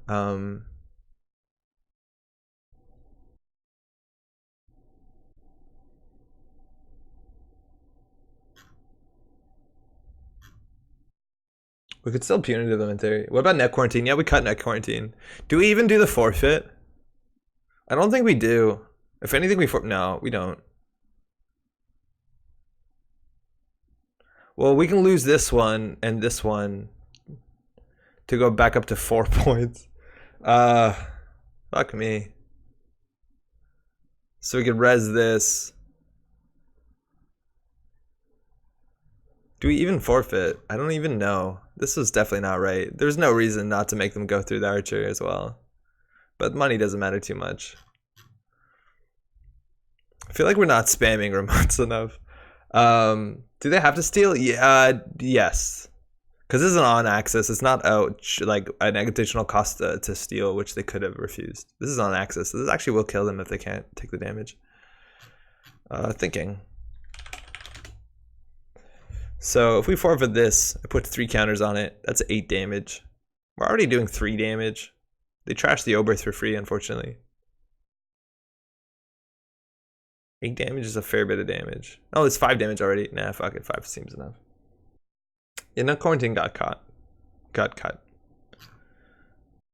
Yeah, this is stupid. The Oberth 100% should have been in the remote. And then we could have like jammed CityWorks Project and it resed it and got extra advancements on it. It would have been so good. Hushik though. Feels fine. Oh, it's only... Oh, Diesel, Hushik. Okay, cool. 3 cards in hand. 1 more click. We'd have to land double Punitive, which we probably can. We almost definitely can. If we had the cards.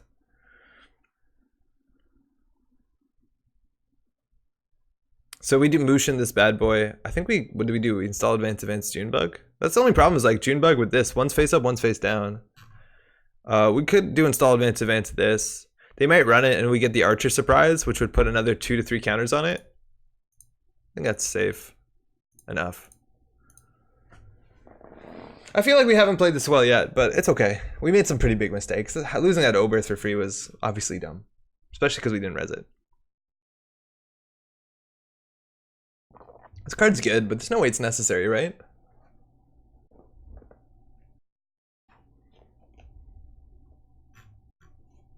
Beth, again, 5 clicks. That's a lot of free card draw. Yo, what's that? How's it going, the theme? What's the theme today, Mad Dog? Not a lot. Just kind of goofing around, trying to tune the deck that we had last week. How's it going? When you Mushin CityWorks, it's face up? Yep. All right, 6 cards, so they actually can't steal this. Unless they trash a card to draw with Reaver, which already fired, so... So let me think. So this is 2, 3, 4, 5, 6, 7. Yeah, so we can make it so they can't steal it. We have to forfeit this, though. So it's only, like, mediocre. I still have to break this, and they can only do it once per turn, too. How's it going, Thomas? This is probably well established by now, but on an unrelated topic. Is that an Elder Sign above the keyboard? You're the musician in battle against Lovecraftian horror. Yeah, that actually is. It's not the other sign. It is the sign, the yellow sign. I think it's called from the King in Yellow. Space traps. Yeah, it's space. Mushin just says install a card, and this says when you install a face up. So they work fine together. I don't think they can draw, right? Because Reverb fired once a turn. So if they access, they die. That's cool. So they're just gonna end the round. Makes sense. So we'll be back up to 4. Then we can do install advance, Junebug. Cash coming down, that's just some sweet, sweet money. Again, they can't run through this twice, so even border control for the archer might be enough to keep them out of the remote. And we don't have to advance this anymore. It's kind of really cool. Whew. Whew. Chat, we doing Overrider? We doing Junebug? I think we're doing Overrider.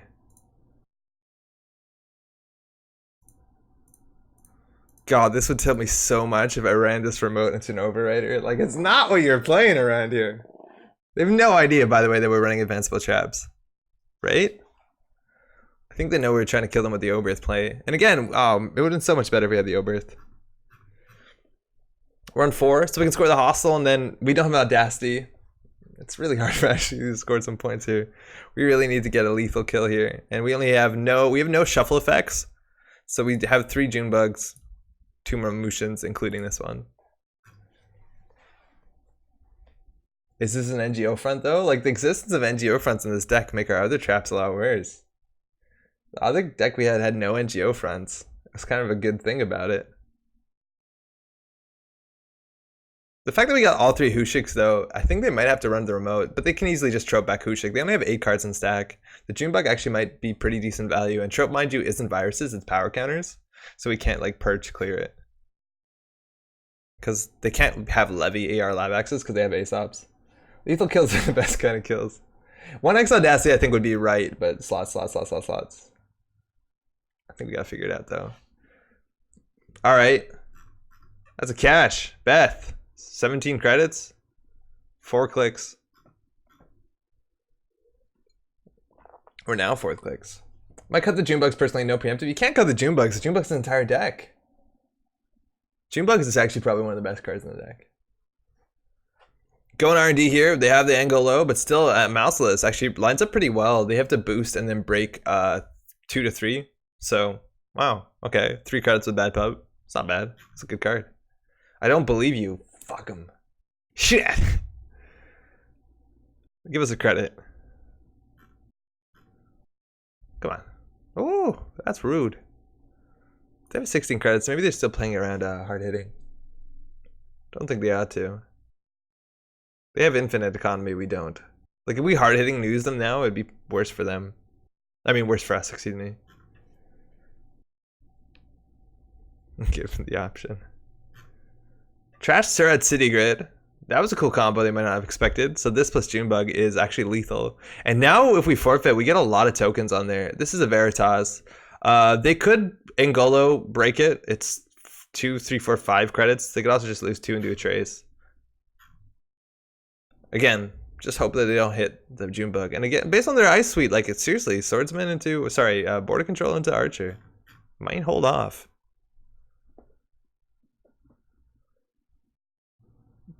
This kind of looks like a Notoriety, but Notoriety doesn't make that much sense with Engolo. All right, 1 and 4. Usually you're protecting an agenda. We're protecting Mushin no Shin. No, you're protecting the Junebug. They're really not going for it. All right, run archives. Quest complete. Into Cerebral Overrider. Yo, Mushin no Shin did really well at the Philly Regionals, and let me tell you, it did well at Worlds this year as well. Shout out Quinlan. Sometimes you just Mushin no Shin games. Yo, we're getting Notorietied. We're so getting Notoriety. If they quest complete this, though, I'll be pleased. And then Notoriety is kind of a big deal, because they could, in theory, win with finding our last 3-pointer. No? Nope. Are they apocalypsing us? There's no fucking way.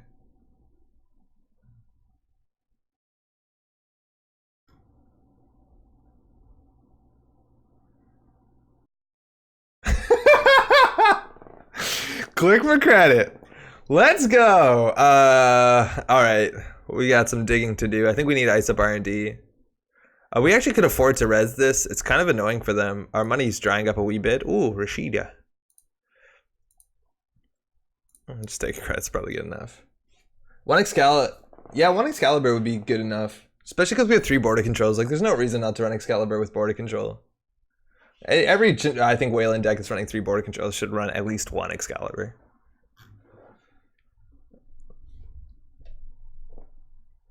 I like to kill softly with my songs, drum the beat with my fingers.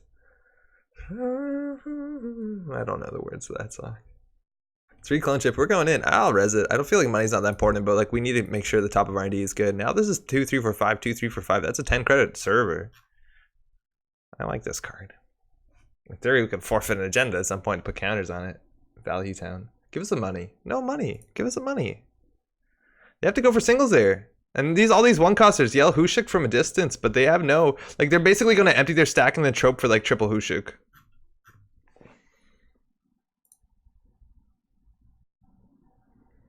My friends. They're not going to run this. There's no way they run this. Right?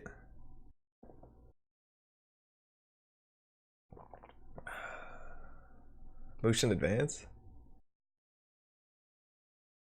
We want to border control an R&D really badly. Because they are just going to like trope back in their Hushuks.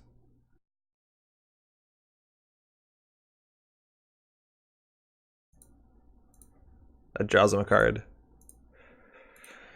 Alright, here we go. How's it going, Chris? Are we winning? It's kind of hard to tell. It's a sort of Knife's Edge deck where like you can win out of nowhere because we're running June bugs with 4 counters on them. So it's kind of up to them to decide. Always. Some days are better than others. There's 3 Hushuks coming back real soon. And they're not running this, right? Because I think they know all their 3-pointers are face up. But this could be like the biggest atlas they've never seen. God, I wish we just waited for an agenda and jammed it. Because they're not running this. We could have just motioned an agenda. Caddy? We 100% could have just motioned agenda. Feels so stupid. There's no way they're gonna run this. I think we should trust ourselves. Like we always do, like what looks good on paper, but we got to play the heart of the cards a bit more here, huh?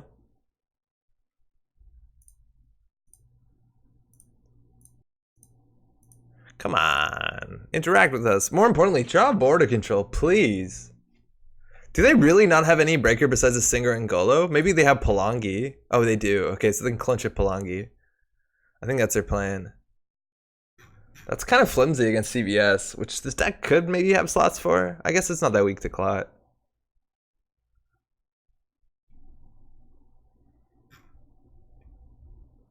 The fact that we face up agendas really makes this play so much less appealing. Alright, no stack left. Just gotta do that chip damage, but 9 cards are coming back in with Trope. Oh, they're going for it. Alright, here we go. Let's see the Palangi comes out. That's Abshar. That's just 2 credits. It's not too bad. They got bad publicity for that. Archer, a bit bigger. 2 credits to convert, 2 credits to boost. 4 more if they want all the subs to fire. I guess they could give us 2 credits, but our money's kind of low here. Now they can't use this again, but they could use a Palangi if they needed to run again. Just pay 3 for offer you can't refuse and win. It's only on a central though. Offer you can't refuse. I actually think that card's pretty sweet. Alright, they're in. I love hitting action before access because it always makes them so excited. That's a second NGO.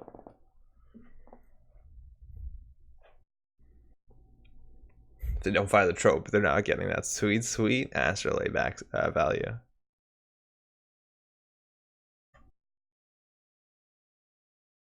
I think actually I do like the Rashida in here. It kind of makes they have to run.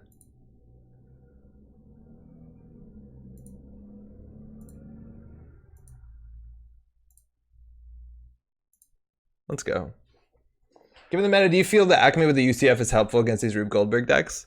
I don't think this deck is particularly strong that we're playing against. It's like pretty dirtily. I wouldn't think this is a turn 1 type 1 deck, but the biggest counter to Acme by a large margin is Ngolo. It's not an AI, so it doesn't get punished by IP block, but more importantly, it has a way of dealing with UCF. I don't know the meta enough, but Man, that could have been a trap. That could have been Oberth Protocol into kill. That could have been Oberth Protocol into kill. Like, that was a chance to win the game right there.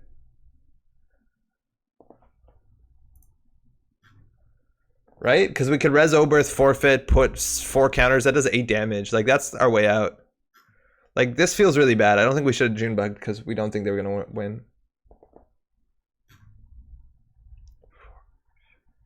8, 9. Made him spend 9 cards this turn. Feels okay.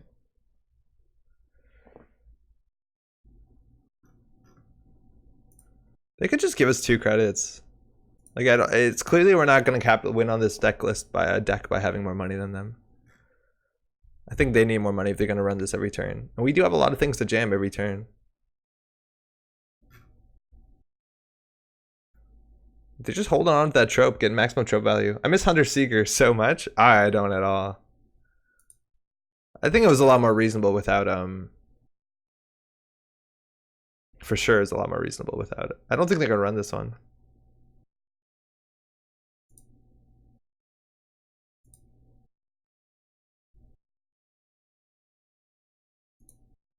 Oh fuck. It's a lot more reasonable without Scorpios for sure. So we're just gonna put that on R&D just so we don't lose to the deep dig. So we can always pop it once they get through the Hushuk. They have 3 of those we have to get through. They could clone chip trope. No, trope RFGs, right? Trope removes itself? Yeah, okay. So they can't recur trope. But that's a really good card for R&D. It seems like it's good for Archives 2. Or for, sorry, Server 2 as well. They have a nanotech. Okay, so it's not so great anymore. Alright, so if we lose this, I think we have no chance of winning the game. Oh no, we have 1 more Junebug. Again, we had a really slim chance of winning there. The problem is only we have 1 more Oberth, which is our only really good forfeit card. Our only forfeit card is Oberth. Actually, that's a fuck up. Maybe the motion's too consistent. You need never advance surprise factor. Yeah, to some extent. I think the motion's okay though.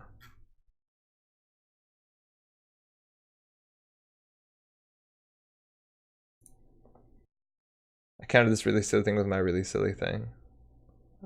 I don't know if Effigy got that bad. Effigy got bad with that when it came with tags, right? Okay. No forfeit ability. Oh.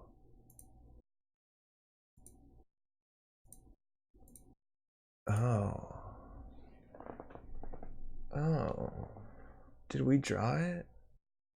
I wish we had another click to put this in a remote. This deck needs something to leverage advanced things in come way. I think we have it now. Like, they can't run this remote. I still don't know how we win, but if they run this remote, they largely die. It does 8 net damage. I don't know if they're gonna run it.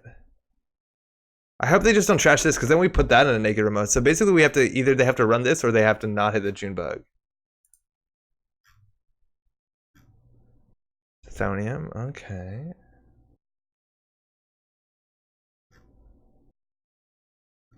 Caddy. Trope. Do I have to pick what? 11 card? 12 cards?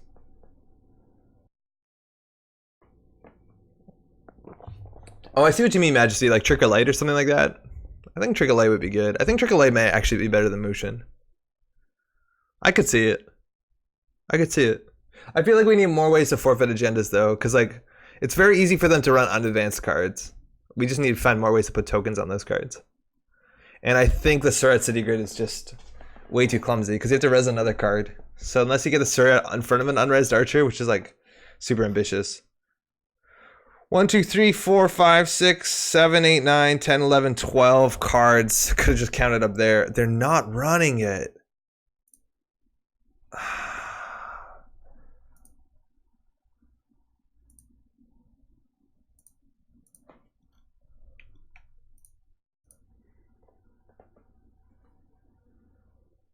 More forfeit.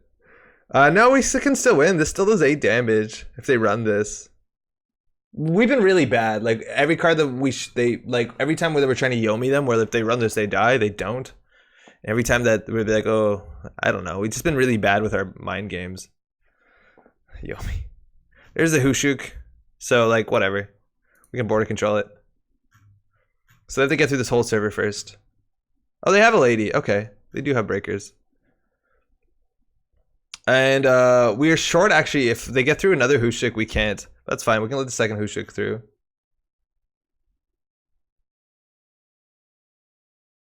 But I think they realize what their game plan is, so they don't have to run any of this other stuff.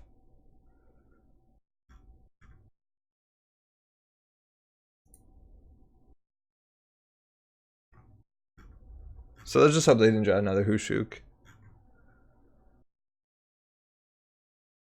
Jesus, this is expensive. Yeah, it's a bit. It's a bit of money.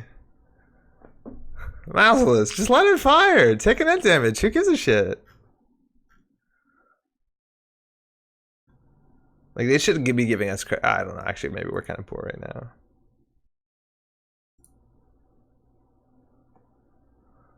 I just don't know if they can Hushuk twice.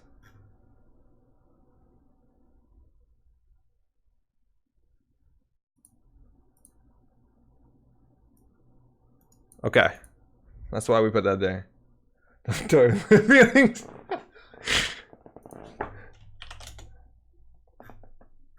There's a second one. I feel like I can give them this one. Like, we could res this, but then we can't res our trap. I think our trap is worse than that. This shuffles R&D though, so like whatever.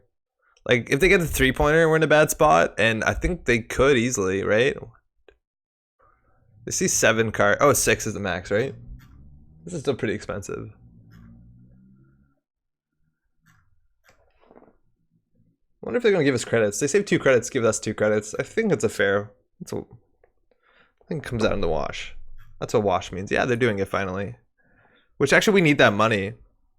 That actually makes us able to res the border control. We're only one short of doing our silly combo. So like we could have res the border control. Had we known they were gonna give us credits. But again, hindsight and all that.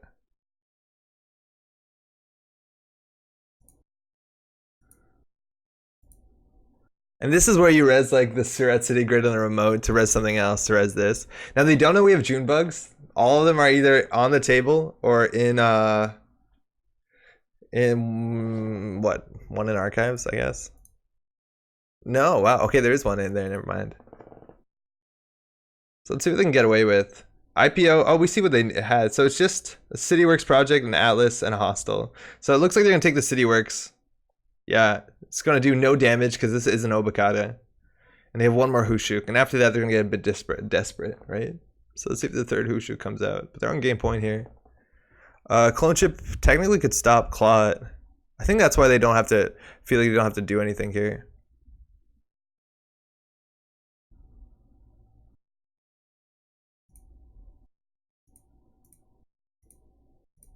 What's the chance Atlas is right there? I don't even know if we can form. Like, what do we do? There's one more Atlas, so we could like transform this into an Atlas. I don't know if they're gonna run this. In theory, we could do 4 brain damage to them, which is like not enough to win. I feel like this is a mistake. Oh, don't love how this is going. I think they're just gonna try and Hushuk one more time. I feel like we should have waited because once that one Hushuk goes off, they're gonna get a bit more desperate.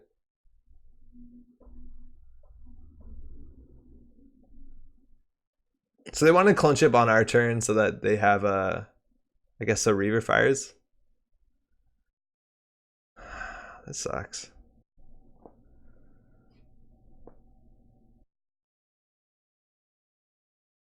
So do they have access to Clot? I honestly, we've seen their whole deck.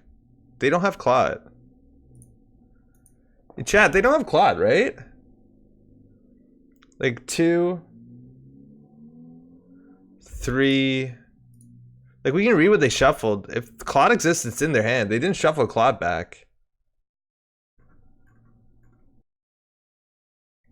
Trope, Harbinger, Harbinger, Cash, Cash, Freedom, Equality, Kusha, Kusha, Cash. Yeah, they don't have Clot. They don't have Clot. They don't have it. So we can score this, and then they have to trash this. So like the best case scenario would have been score this, and then put, no, that doesn't do anything. They don't have it. Okay, what do we do? I just don't know how we're gonna score our last point. Man, I don't think I would mind cards like Contract Killer. Those would be okay. Actually, Contract Killer would be sweet in this deck. In this matchup, excuse me. No, they have enough money. Maybe it's not that necessary. I just... Because we could score this and the last hostile.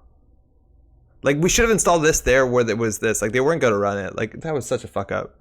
Like, we could have, every time that we're like, they're not going to run it, we call it correctly. I think we just got to listen to ourselves and play that bit better. But if we forfeit this, like, we have to score the last Atlas. Otherwise, we can't win the game. There's just not enough agendas. Oh, there's this corporate sales team as well. Excuse me.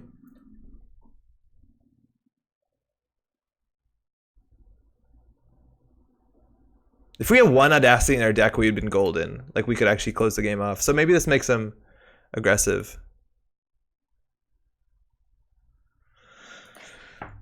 Action? I don't think they have Clot. I really don't. I feel like they've been acting. Which, like, props to them.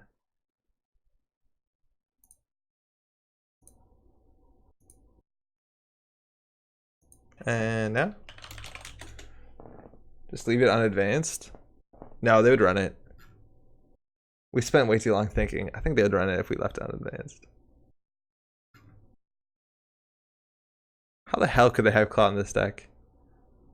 3. And now? We just need to make sure we have 4 credits. They don't have Clot. You don't have Clot. Stop it.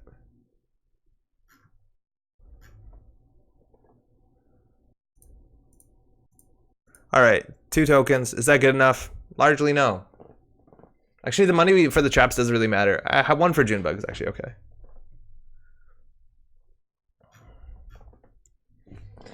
What's the chance I think this is better if we just run reversed accounts and then play like hard-hitting news? Like, that's probably more better because it doesn't matter if they don't run it or not, right? Like, if this was just a reversed accounts, we'd be good.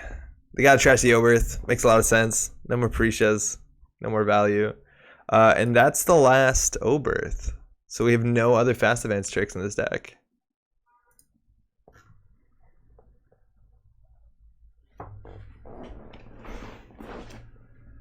Our deck is flawed.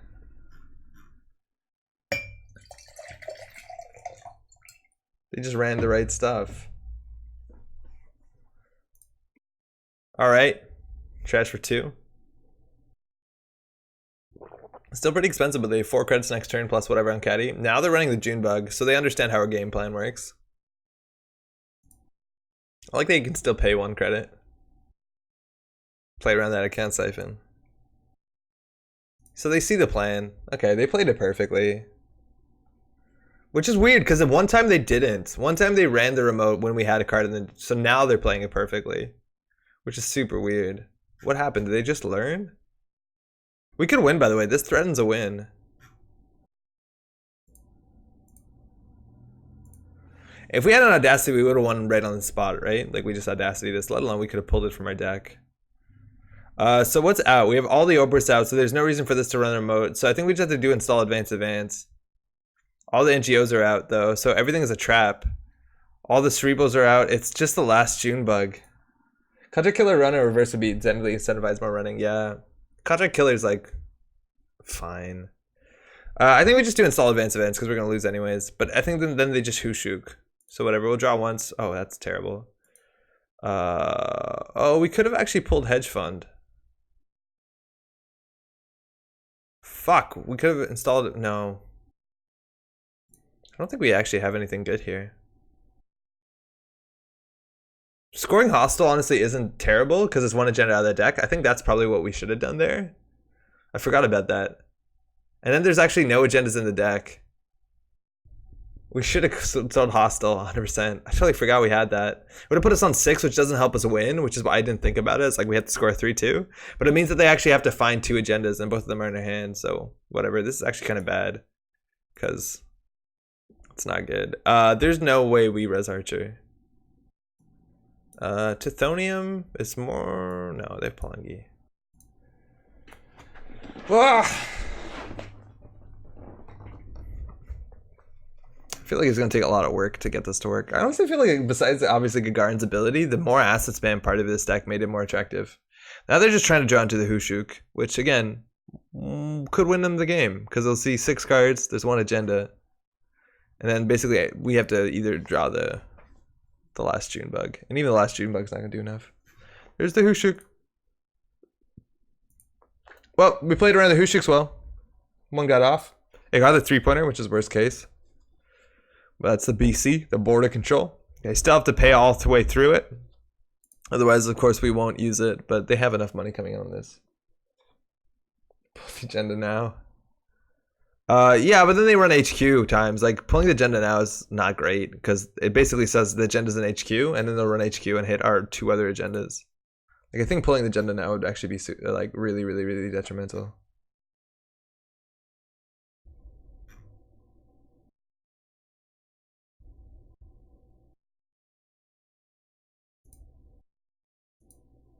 All right, we played against Hushuk. This is still like with the bad pub, like what, 10 credits to get through? So they're just gonna go 8. They should just go HQ. Again, an Audacity would have closed the game. How's it going, Terrence? Checking up archives. Yeah, if we put an Audacity, we would have won that game, which is a weird feeling.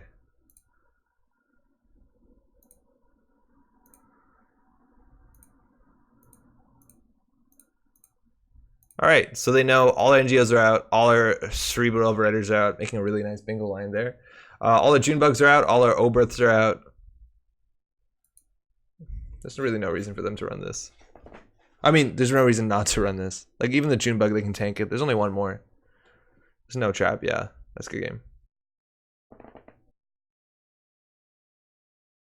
So Dassy would have done it if we did the right reads. Oh, we can still lose here, actually. If we had the right reads, they also could have lost. Maybe it's not over. 1 and 5. Hit the archer. How's it going? Happy birthday, Julia. HE border controlled.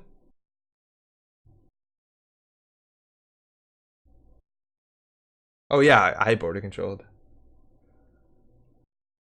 HE. 2 clicks left. They're considering running the remote or not. I think based off of what's in archive, there's no reason not to. Reaver coming down. Or Harbinger. Yeah, that's a good game. Yeah, we pull with the Atlas token. We put 3 agendas in HQ. It's not good. Yeah, it's a GG. Well, they played it. I think they didn't make a mistake. They did that one run where we could have killed them. Not having Audacity cost us the game because we did get up to game point. We've been up there for a while too. Well, actually only 2 turns. Clone chip the Plongi just to save money. I think they have 25 credits. I don't know why you would do that. To make a barrier? That's surprising. I think you just Ngolo it. Ngolo breaks this for 6. That's like really good. Yeah, they can tank a June bug. Like they have no reason not to. Let's make this better. I don't know how. We gotta think it through. Good game. So the problem is they're not running the right things. They're not running the wrong things. I think the Cerebral Overrider has no point in this deck because it's not lethal. Like that's 6 influence. I feel like we could have won the game on other ways. Like we could install the Atlas naked that one turn that we thought that they wouldn't have ran, which was an issue. But I think the biggest thing is that these Cerebral Overriders don't help us in any meaningful way. Actually, to some extent they do. If they do land, it's a lot easier to score a CityWorks project, which is kind of cool. The fact that the CityWorks project is face up though is like such a huge detriment to it. You know exactly plus minus whatever agendas we have in our hand, how much you need to score it. Joe. Cerebral could be Trigger Light. Yeah, I feel like Trigger Light's okay.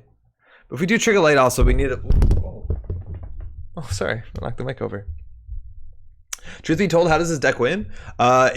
People have to like run on a trap that you motion, not expecting it, or most importantly, you have to trick them. And I thought the Surat City Grid would be a bit better. But the idea is that at instant speed, you can put tokens onto another card by resing an Oberth, something like that, and then suddenly there's 6 to 8 counters on a card. On a June bug they've already committed to accessing, so it like legitimately can win. Let alone we could have won that game. We just had an Audacity, so I don't feel particularly bad about it. All right, let's edit this. So I think it's oh no. Yeah, 100% the runner didn't have Clot. They definitely didn't have Clot. I think we knew. We saw their whole deck, let alone we knew every card in R&D, so there's no reason they couldn't have done it. All right, so I don't love the overriders. I don't love the Surats. I honestly just want more cards that let us advance so that we can like spam a bit more. Because if they run the wrong things in the wrong order and then we have a way to forfeit an agenda, we can put traps on counters on a card. Honestly, Cerebral Overrider is actually probably worse than Aggressive Secretary, right? Because we do run Legitimate and to run Ice. Now that deck ran 3 clone chips, and specifically also against Anarchs is kind of bad. Yeah, Surrat's a bit too much. Junebug is definitely plan A. Corptown's cool. Rococo and Dedicated. Can we actually do anything cool with Rococo and Dedicated? So we used to have Rococo in the old version of this deck. Now we can't advance this card. But Rococo is actually kind of good with Surrat. Rococo's hot shit with Surrat. Fuck Rococo and Surrat's fun. Dedicated doesn't do too much to this deck. It works well with City Works Project. It doesn't work with any of the traps because it has to be face up. Rococo, you could put in a server, they don't run it. You can dedicate and score. When does the run get meat damage? Never. You just use this because it's a way to move counters to any card. Mushin Dedicated. You can't do that because Mushin says you can't res the card, so you can't dedicate it.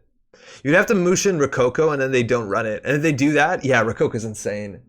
Actually, if you Mushin Rococo and they never run it, it's like incredibly good because then it lets you put 3 counters. Then you could dedicate it. You're right, but that's like kind of far into like there's like a couple forks before that actually becomes a play. If there's more good ways to use dedicated, like you can dedicate a City Works Project, definitely good. You can fast advance Atlas, sure. That's a 3-card combo. We can't be running. We can't run the bank, right? Because we have to do this because we need this identity. Okay, well, Surrat definitely seems to be a bit too much. How's our Ice Suite? Mouseless was good. Titanium, Archer, this only works really well if either we're running more Lockout, if we're doing the Aggressive Secretary, or we're doing the after, what's it called? The thing that we just cut. I never remember the name. Yeah, throw 1 Audacity. That's super easy. For what it's worth, also, we probably just want to throw in a single copy of Punitive, just because we can pull it. I don't know. Maybe that's stupid. Titanium's cool because we actually would res it at some points. Archer is like a bit harder. Harmony is bad. What can we do? I think the Overrider has to go, and I think that's the biggest thing that has to change. So we need more ways to forfeit because we only have Oberth. So how many ways are there to forfeit? That's our like instant speed. It's Corporate Town, which is kind of hard for us to protect, but it's a fine card. The problem is like we almost never res this for value. We almost never do because of fuck. What's the chance that we're just getting closer and closer back to like the 3rd rock deck? Oh, 4th rock? Yeah. Because this was like what this was used to do, and it was actually kind of cool. It ran the Trick of Lights, it ran the Arc Lockdown, it ran 2 June Bugs. Like, this was a cool deck. It had the court. We're just building this at this point, which is kind of the problem. Like, we're so far away from what we were trying to do with the campaign. Like, I think we would flat up just play this deck. Because, like, this is what this deck does. We can play better cards in it. Like, Masvingo does get a free advancement, which is cute, but we could run Border Control. Mouseless is great. Dude Robot's probably too much money, but it's pretty cool with Trick of Light. It's definitely not worth playing. Stopper is fine. But, like, our Ice Suite's, like, pretty similar. Quarantine System, Project Junebug, we play another one. We have Arc Lockdown, which we probably don't need. We have, like, this is what we want, right? This is almost exactly the deck that we want. We have Fast Track and Audacity, which are actually like really fun combo cards. Are we just playing this deck? Did we not build anything? Like, we'd have to modernize this. Chat, are we copping out here? Are we copying out? I think we just want another Junebug. Priority Construction also is like an interesting card. 5th Rock Residential. Oh man, yeah, this is kind of cool card. It's good with Hoard'em. It's good with Mouse. It gets advanced accounts for Trick of Light. Not necessary by any means. Paywall was like mostly played because Employee Strike was around. We definitely don't need this card. Audacity's good. Arc Lockdown. So you saw the second you cut Pad Factory. You know what? I feel you with that. Like, the Pad Factory was like the coolest part. Pad Factory was like the weird card. We're like, why are they doing that? Art can become as an archive memories. Is that good? Yeah. Yeah. This is actually before crowdfunding, if I'm not mistaken. Yeah, easily before crowdfunding. August 16th? A couple weeks. Only assets and upgrades in game with forfeit Salem, Corporate Town, Oberth, and Quarantine. Yeah. Yeah. Some of those are influenced. Okay, we'll just try this modern, and then we'll see how that goes, and then we can go back to like the pad factory stuff, which is like kind of cool. Can we duplicate this deck? By the way, 0% win rate on this deck, so I think I remember playing this deck. How do you copy? How do you copy? Do you copy? Rococo Saraswati? That's been suggested before. The thing is you can't res it, right? Saraswati, you're not allowed to res the card. I don't know how to spell Saraswati. I could have guessed that. You can't res it. So it's like you get one Rococo counter. Wait, this is not good, Sads. Go to edit mode, control it. Okay, so you can do it from there. Because we still can't advance the card. We get one. You just get one. Am I forgetting something? Oh, yeah, that makes so much sense. Huh? Huh?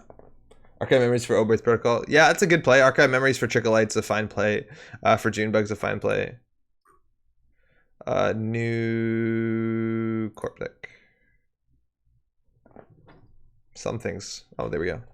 Fifth rock. Jamison. Okay. What's up? So, things we can take out. Don't need a lockdown. Fast track's kind of cool. Paywall invitation not necessary. Ooh, priority construction is actually kind of cute. I'll try it just because it seems fun. IPO was around. Crisium Grid's probably not necessary. This is back when Siphon was around, if I'm not mistaken. No, that can't be right. But indexing? I don't know. Let's keep this. We want another Junebug. Then we can't play an Archive Memories. GFI is gone? Kevin has a head of basement there. What do you mean GFI is gone? Like we cut it? Oh yeah, because City works, I guess. Okay. So that gives us 15. So that's a Junebug back. What else do we want to spend? Another Trickle Light we could easily do. Fuck it, we could do Biotic. City works is a kill. Yeah, totally. Okay, we're killing. Some of the ice can change. A Dude was way too much money. I honestly like Mouseless better with 3 advancements than Hordem. I can't be... That's correct, right? Mesvingo could just be border control. Free advancement's not worth it. I think we do run one Excalibur. I think there's no reason not to. Yeah, we got that in. Prior to construction, no Colossus. Yeah, Colossus isn't in the what's it called? Constructed card pool. That's only 14 ice though, which is actually pretty flimsy. Doesn't Wayland have good ice? What else are we missing? Rip Terminal Directive, yep. Rip some Terminal Directive. So we don't have Motions. We could play the Motions. We don't have Rashida or NGO front. Oh, we do. Oh, we don't have Rashida, though. That's a good card. We're still missing 4 influence.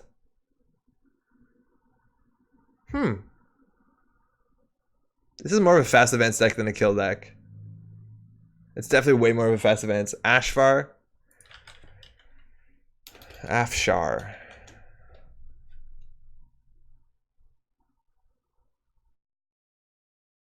Okay, we'll do 15. Mushin Rococo.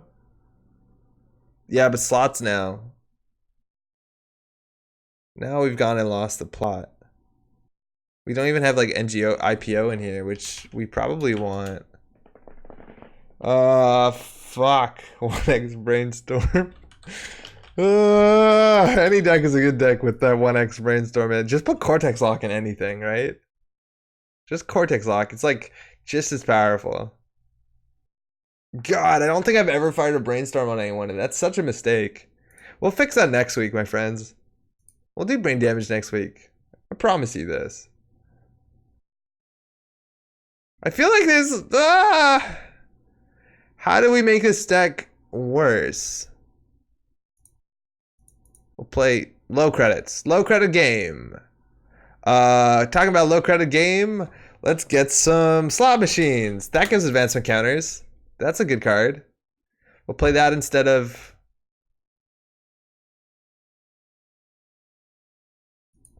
We don't need Afshar, do we? How does draw into city works? Batty Inazuma Brainstorm is fun. Inazuma is cool. Roketha, how's it going? Don't need to hoard him and mouse and Afshar. There's a lot of money to res on code gates. Yeah, I think the mouseless is really cool with the priority construction, but we only have one. Hoard'em is good because it ends the run. I honestly don't like Afshar that much. I'm not sure why people like Afshar. Like a mouseless is just as good. Like this is good against like Lamb or whatever people were doing back in the day. I'm not never sold an Afshar. Sapper goes, Architect goes. Fucking Architect's cool. Architect's good. Oh, that actually helps the deck a lot. 3 slot machine though. Not a lot of end the run going on here. Want to swap tricks for Mushins? It'll be worse. Like this is less kill. Brainstorm. This is way less kill, but this is like just a much better card. Especially when we used to have Mass Vingos, right? Like Trickle Light was so easy to play. I don't know what we're doing.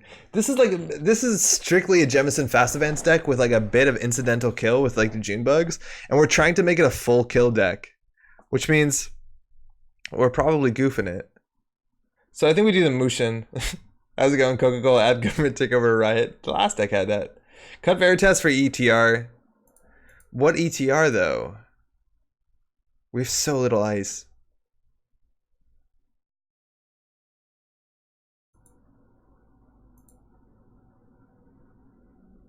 Sandstone, CVS. That's way more slots than we need. Surveyor. We only have 11 ice. Like Surveyor's not even gonna be good.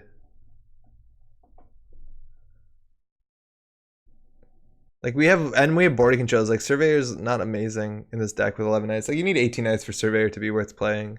Like we draw it, it's shit on Centrals. If we draw for the remote, it's probably unaffordable. Especially because we're fast advance. Excalibur is not a restricted card. Is this not updated? Okay, yeah, I could do Afshars and end the run now. That's true. 47. We gotta add 2 ice. Just play the tagging version. There's a pretty good tagging version. Chthonium, Contract Killer. Do like Contract Killer. 3 reverse, 3 Ghost Branch, hard hitting news. Yeah. Yeah. That's actually like a really cool thing about Jemison I haven't seen people doing is like using its ability just to get like a sick reversed. I don't think the Drudge is needed. For Mushining, no. Okay. We just need more ice. What's ice good? Don't you think you can get kills stronger if you only have a scoring threat that can play fast so you're on 5 points early? Yes. But we can get there.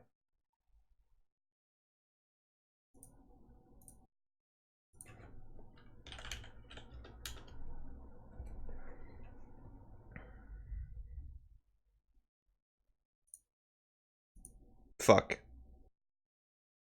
Fixed it. We need 3 more ice at least. IP block. We can't spend influence. We just need Wayland ice. Yeah, Excalibur's getting unrestricted Coca-Cola. What's just like Wayland ice? Like border? Do we just put ice walls in this shit? That can't be right. I'll put a Veritas back in. Performa carries in blockchain. Yeah, I guess ice wall probably goes in. It's better than vanilla. We could, in theory, ice advance it incidentally. I think sandstone's better than ice wall though. Why just more Hoard'em? We have a lot of code gates. Okay, let's try this. Sure is something. That Mushin no Shin can't be right because we don't have Rococo. Vanilla's adorable, yeah, but it's like really bad against Amakua. Trebuchet Surveyor. We'll see if Surveyor's good. I'm not convinced it's gonna be good enough. I feel like this Mushin's no Shin only has bad targets. Like there's nothing good with Mushin no Shin. Like we only have 3 June bugs. Am I wrong? This is not a Mushin no Shin version. Yeah, Mushin seems right. Thanks, Joggin. 15 ice. Okay. Okay, we'll go fast. For Biotic. Is Biotic better than Trickle Light?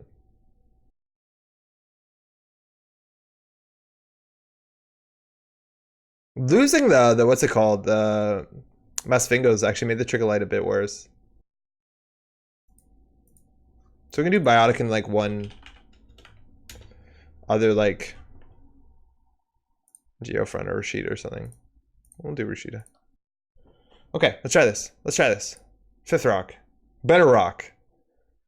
Earth. No. Mercury, Venus, Earth, Mars, Jupiter. This is Jupiter space.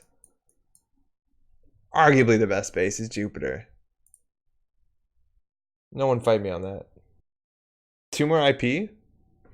There's a lot of turtle. IP's okay. Jupiter is the good planet, right? Google, just give me a yes or no. Why? Just like, so no one sort out which of them are the best? Which one's the good one? Just, okay. Cool pictures of Jupiter.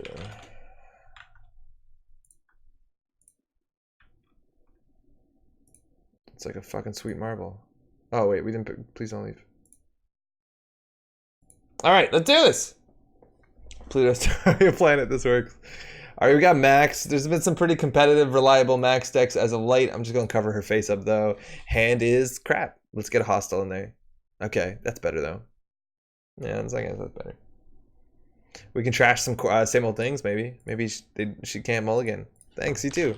Alright, we got that border control coming up for the Scal. That's good. I think we're just gonna ice up some of our stuff, play that hedge fund, gets the modicum of money our deck has. So we want to basically just get Rashida to fire. Hopefully we can get a Hordem, border control. They just lost to Amakua, so that's good. This is probably the deck. I wouldn't be surprised by any means if this was just like the Euro rack. So we can just hold this onto the side. Just kidding, it's not gonna open.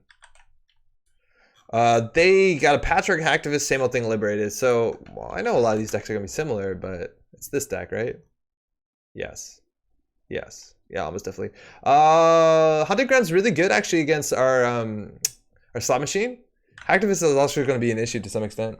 Maybe Nebula would be okay for Trigger Light. I don't know. Nebula's not. I think I'd rather play Masfingo over Nebula almost any time. Nebula is the Sentry, right? Patchwork going down to 0. So what can they play?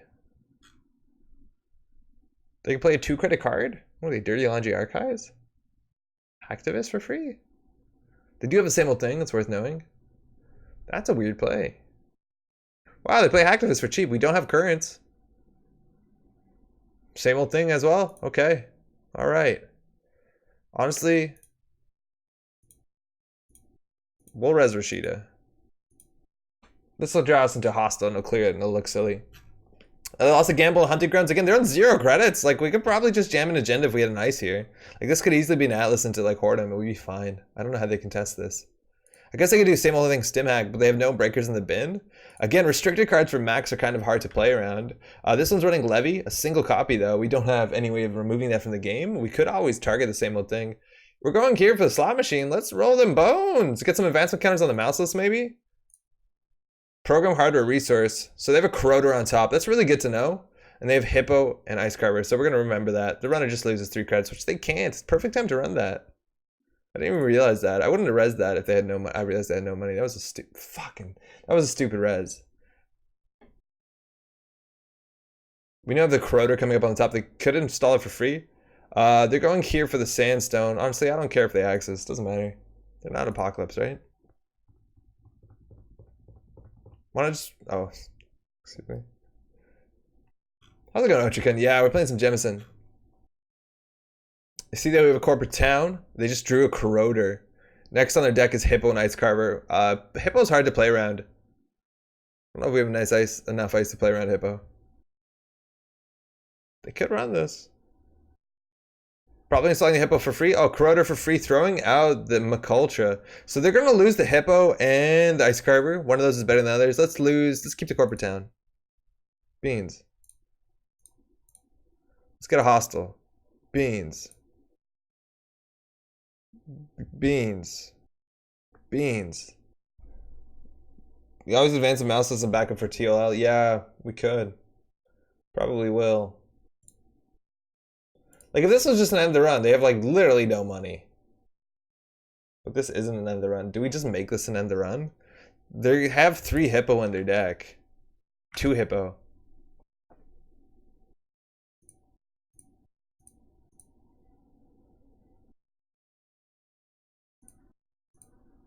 Okay.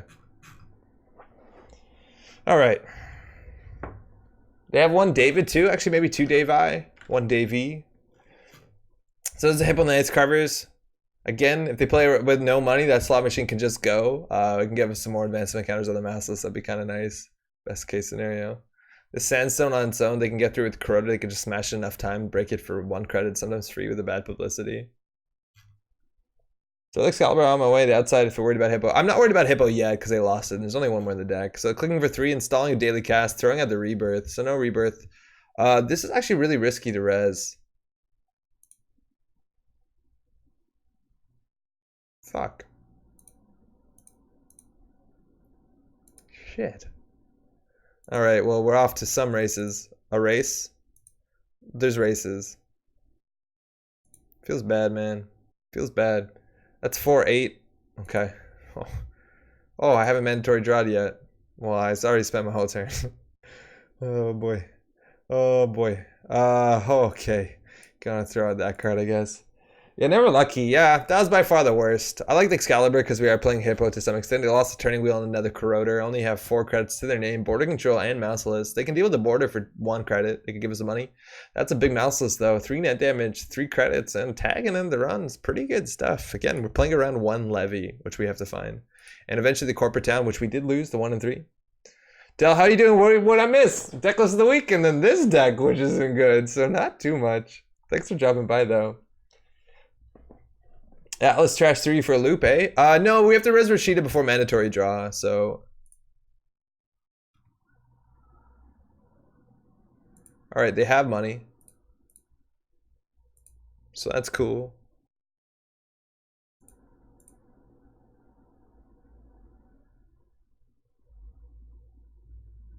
So we need a lot of money for this. They have 12. And the deck's probably running 3 Black Orchestra. Only 2. It's still really hard for them to get through it because if they get through Mouseless twice with the border control, they lost their ice cover, they don't have Data Sucker. I don't know what we do here.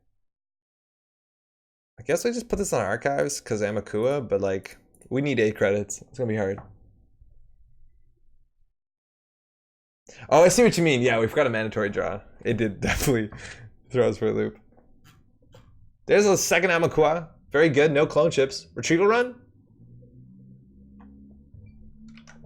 Question mark? Not even. And only 2 stim hacks. That's kind of cool. That's a lean package. They do have the Stargate for multi-access.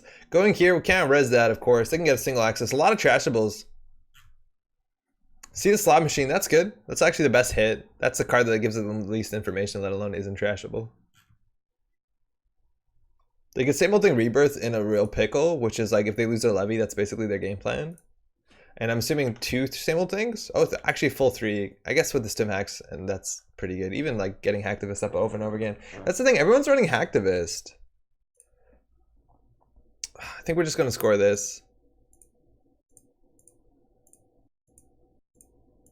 We could have scored that. Honestly, maybe actually better, but it lets us res the Sandstone if we really want.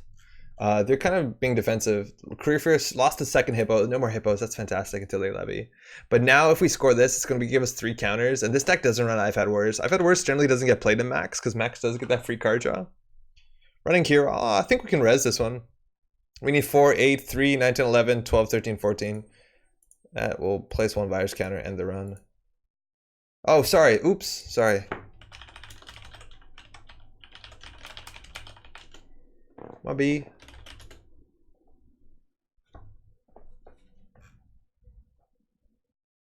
Sorry, Murphy. They could break this. It's 4 credits. To bring back Stinson or Temujin to standard. Oh, if I have to bring 1 back? Stinson, 100%. Temujin, it's fucked. Temujin, like, affects all runners. Like, everyone just plays 3. Stinson, like, not everyone plays.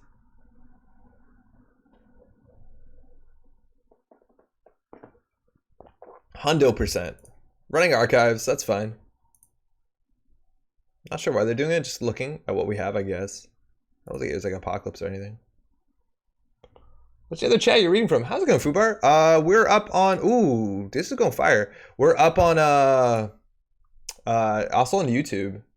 Yeah, we got a YouTube and Twitch. I have a server so that I can stream to both at the same time. So we'll res this to make them spend 1 credit with the bad publicity. So they don't have a decoder. This is going to fire, and this is actually going to hurt really bad. David actually would have been an issue here, because David does get through mouses elegantly. So this has all the subroutines. Again, this is going to fire, so that's good. That's gaining us 3 credits, so that gets a lot of cost back. It's 3 net damage. They lost the Levy and the last Amakua, and then we're going to give him a tag and end the run. So they want to clear that tag, otherwise they're going to lose the same old thing. They have one more. One's in the heap. So they're going to clear the tag, and that gives us this that we need. We also have a corporate town, which is fantastic. So we'll score that. It clears the current, gives us the drip economy that we need. They actually have 2 copies of Hunting Ground, so I don't honestly know if the slot machine is that good. But we have the combo where we can jam the Oberth into the Junebug. Liberty counts and inject.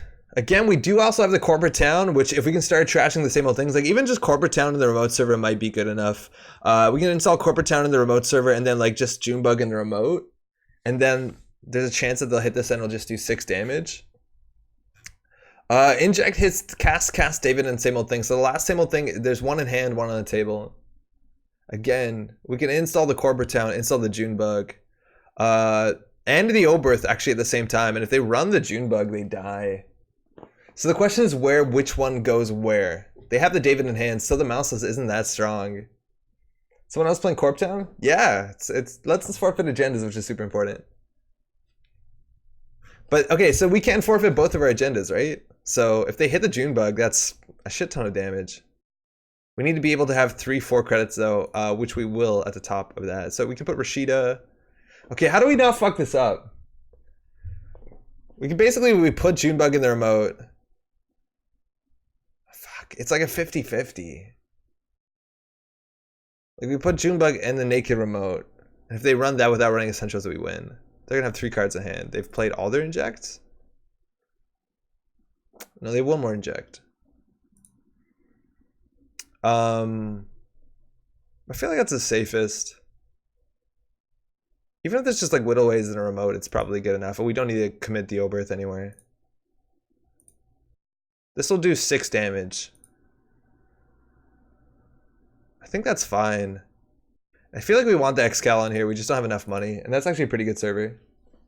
You play it? I think it's disgusting. I got wrecked by this at Worlds by Corporate Town. I was playing Geist though. They got a Hunting Grounds in their trash. Sure gamble. Corporate sales team giving us that click. So if they run this, it's going to do 6 damage to them. That's kind of what the whole game plan was about here. But we're playing a more actually like we have a plan to score deck, which is cool. Again, we still have 3 trickle lights. We have targets. Like it's very easy for us to close the game with an Oberth in hand. Oh, we win. GG. That's all that we're trying to do with this deck. It's really simple. We just have to make sure that we did the right things at the right place. That's 6 damage. That's crazy. That's exactly what our deck was trying to do. Like sometimes you just set up this win. We had this set up in the last game.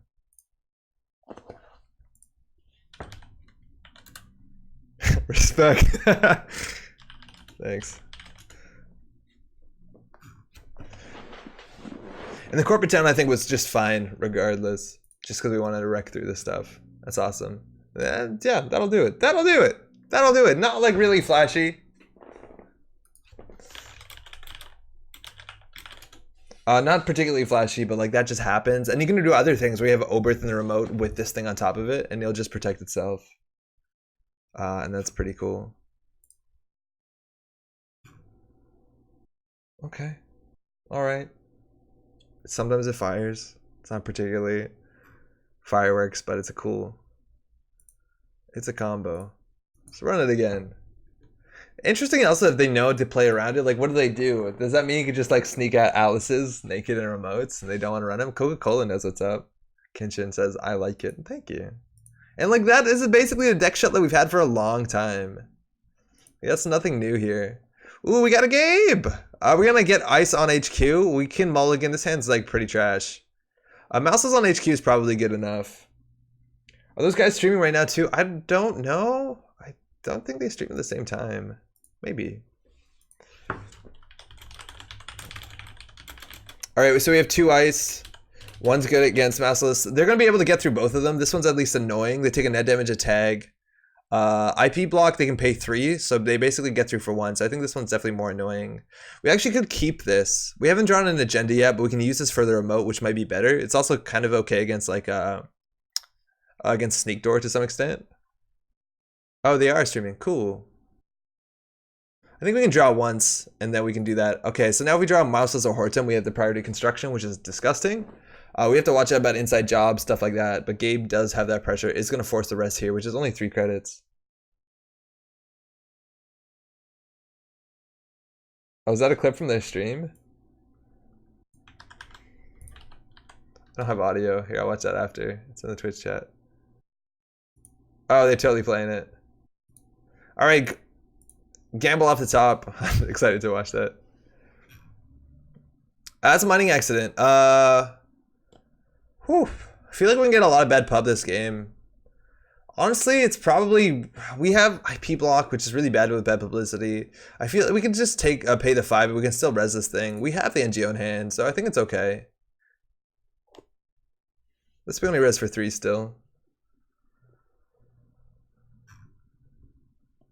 Alright, so they're gonna end their turn with a tag, not that we can capitalize on it.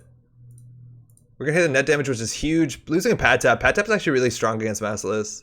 They're gonna take a tag. So they have an access here. They have the Oberth protocol. You definitely want to trash that, especially if it's for free when you run HQ. Okay.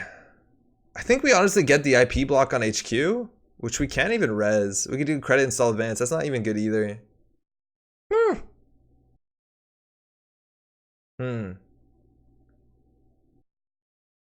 We could triple advance that. Man, do we have this in the hand at the same time? Because that was wrong. If we get 4, like, they could diversion us, so we want to play around that to some extent. We're going to leave R&D open, which sucks. So we can do install, advance, credit, which sucks because they can run it and then diversion us. And we want to basically do everything we can to not get diversioned. So we can put that on there. It's 1, and we do credit. Okay, that's good enough. That will keep their money out. Again, we just have to play around Sneak Door, which they probably have 3 in their deck. I don't know if they're going to clear the tag. There's a corporate grant. So there you go. That's the worst case scenario, but at least we don't have any agendas. So we need to draw something cheap for here, and corporate grant is now a restricted card, so we know what they're going to draw to some extent. They have a prior construction, running R&D for singles. They have no cards in hand too, so like, this is going to happen. Mogo in this? It's still 13 influence? No, I think we're full 15. There's no way we're 13. Oh fuck, we're 13 influence. I didn't know that. We only have 1 trick of light? Oh fuck. Oh wow, this deck is not good. We goofed that up real bad. I had no idea. That's news. Okay, well at least we can take the money now because we have to fight against a corporate grant. Oh wow! I had no clue. Copy it quick. Yeah, right? You can make your own version. Fill up that 2 influence. Yoy. And before you take an HPT. HPT would have killed, right? No cards. 2 damage. Corporate Town. Do they trash that? I don't think they do. Oh, they have a Lamprey. That's fucking annoying. Well, it's always right to purge the Lamprey. This sucks. When did they put that down? They drew? I think that's wrong. I think you wait for first click to get that down just so it does maximum damage. Like, we would have been at 0. I feel like a single Lamprey for a purge isn't great. I don't want the Rashida. Mogo and 2 more IP. I don't know if IP is the best though, because we are giving bad publicity.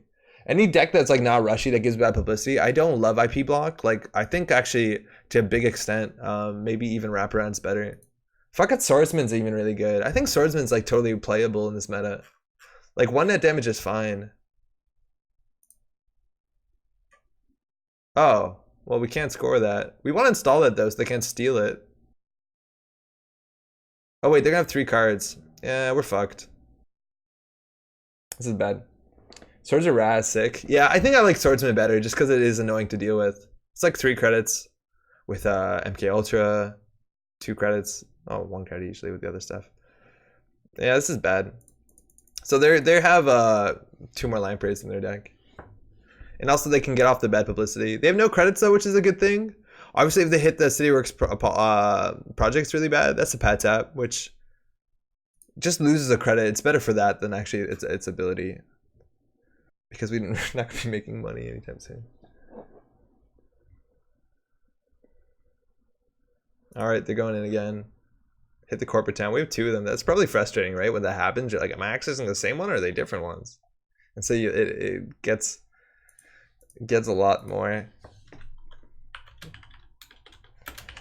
runs. It's a tilt. And they're definitely on inside job, right? Like, I don't even know if priority construction jam is good. If we had Mushin, we'd Mushin this for sure. They shut down the mouseless. I don't even know if you do that. Oh, we just need to draw hostile. Like, I think you run R&D. You don't shut this down, right? Because you still have sneak door. Like, I don't know. I'm not sure. I think you wait for that to be more impactful. Because like, you still have to run it. We can still res it. It's not that good of a res, though, for us because of, like, pat tap. Ooh, Paragon. Their running is even better. Again. Let's see a corporate town here. Is this a 40 limit ID? No, not even. It's a 45-15, just standard. Dirty Laundry, gonna hit R&D. See the top. Again, if we get a hostile, we can dig out of this. Hostile is like such a big swing for us because we're not running currents and it gives us money. Like, it's like the biggest deal. What's the card on the right of your hand? Oh, this is a quarantine system. It's not a very popular card. It lets us basically forfeit agendas to res cards, and it works really well with our trap that we're running with the June bug, but we need an agenda res before this is good. We're not using this for value. This is one of the only cards that lets you forfeit multiple agendas in the same timing ability, so you can put all the counters on a Project June bug and get a lethal kill after they're committed to access.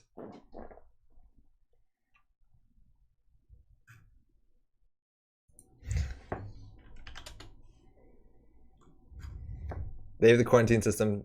I don't know if they trashed that. Maybe they do, just so they see more cards. Definitely reading that one. Oh wow, well that trashes our whole hand. Drawing here is like sketchy, but at least we have a card for archives. It's actually a really good one too.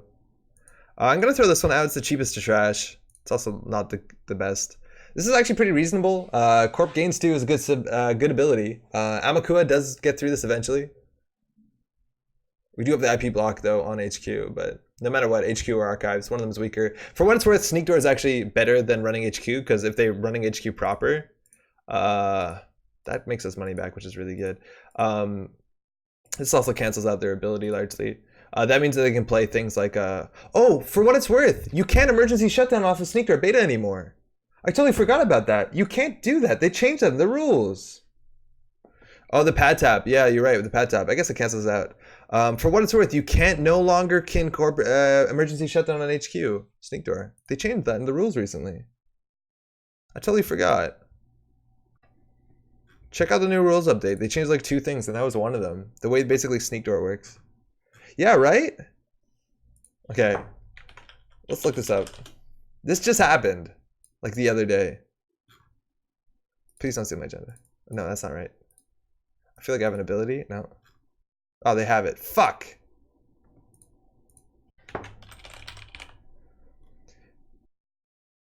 Oh, wait, no, that's...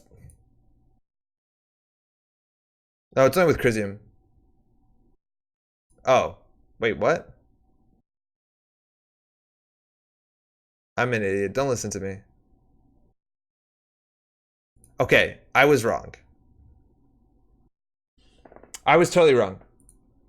What I was trying to say is that if Chrysium is on HQ and he sneaked our beta, it still works? And you can still shut down? So I was like way wrong. Excuse me. I knew that there was some change. I'm not going to boost the trace here because I'm just going to sink all my money into mouseless. Actually, we should have boosted it by 1.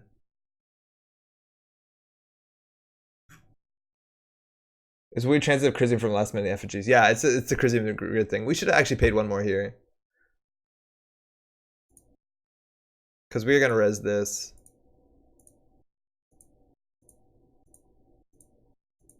Well, we took another grant off of them though. That's pretty sweet.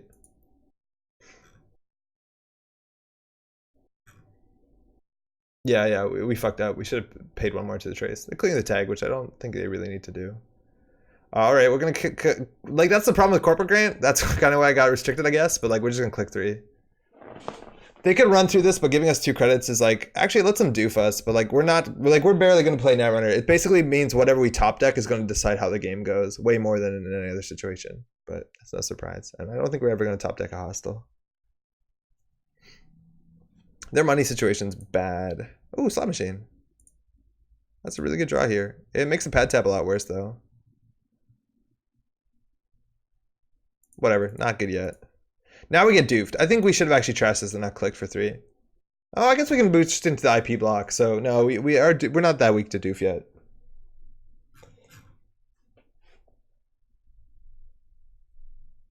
Do you know what? We're not playing acid spam. Hey, what's up? Easy to read Netrunner cards. All right, they're going for it. So now we can res the slot machine. This will give them a credit. We're gonna roll them bones. Resource program. That's the best case scenario. So they have Earthrise. Amaku is 3 down. So they're going to lose 3, which they don't have. We're going to gain 3, so they're going to gain 1. That's it. It was okay. It was medium good. Wait, no, this sucks. I can't see their board. Okay, that's reasonable, right?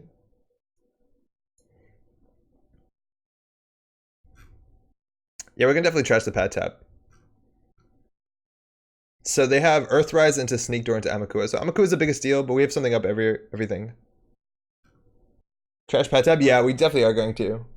Basically a better congratulations? I guess so. I haven't played this card yet. I don't think it's great. I think he plays on top. I don't know. I want to try it though.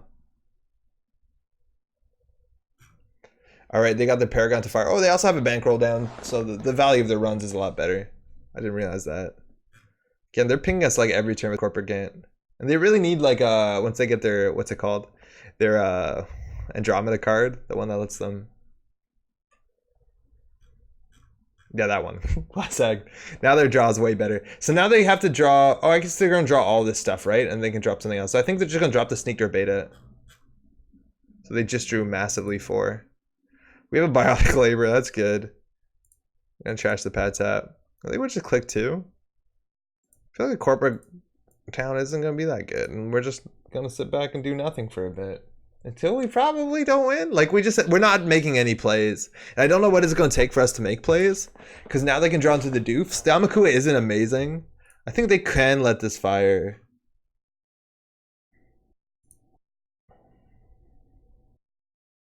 But yeah, I don't know. Maybe we play Currents. But there's not a lot of currency you have to counter in the game. It's like Hacktivist and Corporate Grant. But all the runners are running them. There's Amakua. Alright, so this is going to roll them bones. Please give us money. Event, resource event. So grant, last grant, cast, and gamble. So at least we're going to get money from that. They have no money to lose. So we're going to have to purge every once in a while. Like, this is just going to be rough. And they just need 2 counters to get through the Veritas, which...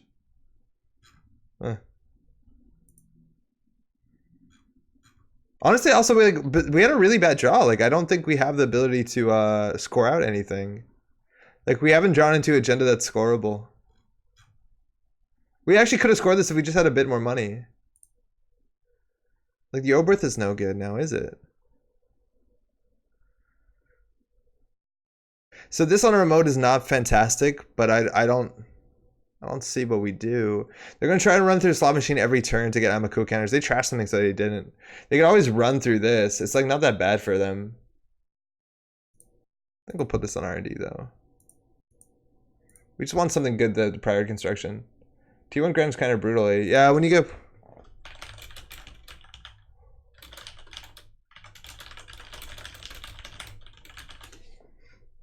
Alright, so this is all going to fire. So they have no money to lose. Which, like, it should be easy for us to capitalize on. They're actually going to take the tag, too. But we have no way to capitalize on that either. You could trash the class act.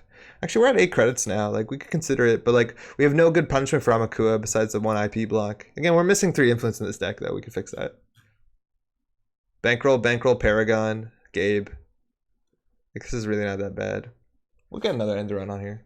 I think we do have Hortum where we can triple advance. And I actually don't know if they have breakers in their deck. Is this the deck list of the week that we played a while ago? It actually might be. And that deck has no single axis. So this is going to go for a long time. Oh, this is the version that we changed. But this is actually going to go on for a while. Because they have to win off of single axes. The fact that we have 3-pointers helps a lot. But they didn't trash the Oberth. They want the Amaku counters. Makes sense. This is going to be a long game, unfortunately.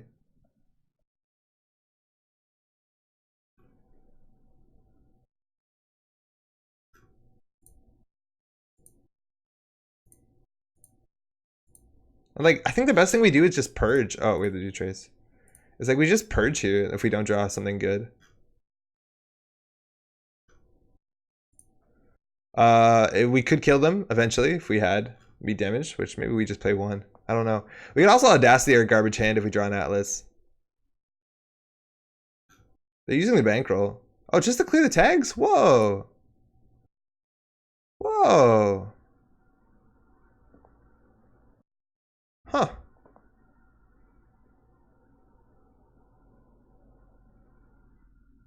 What do we do here?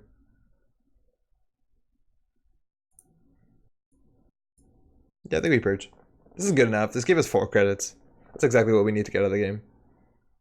They still have 2 Lampreys in the deck. They still have mining accidents. We have to fight against all that shit. I don't think they have Amina. I don't think they have the real breakers, so...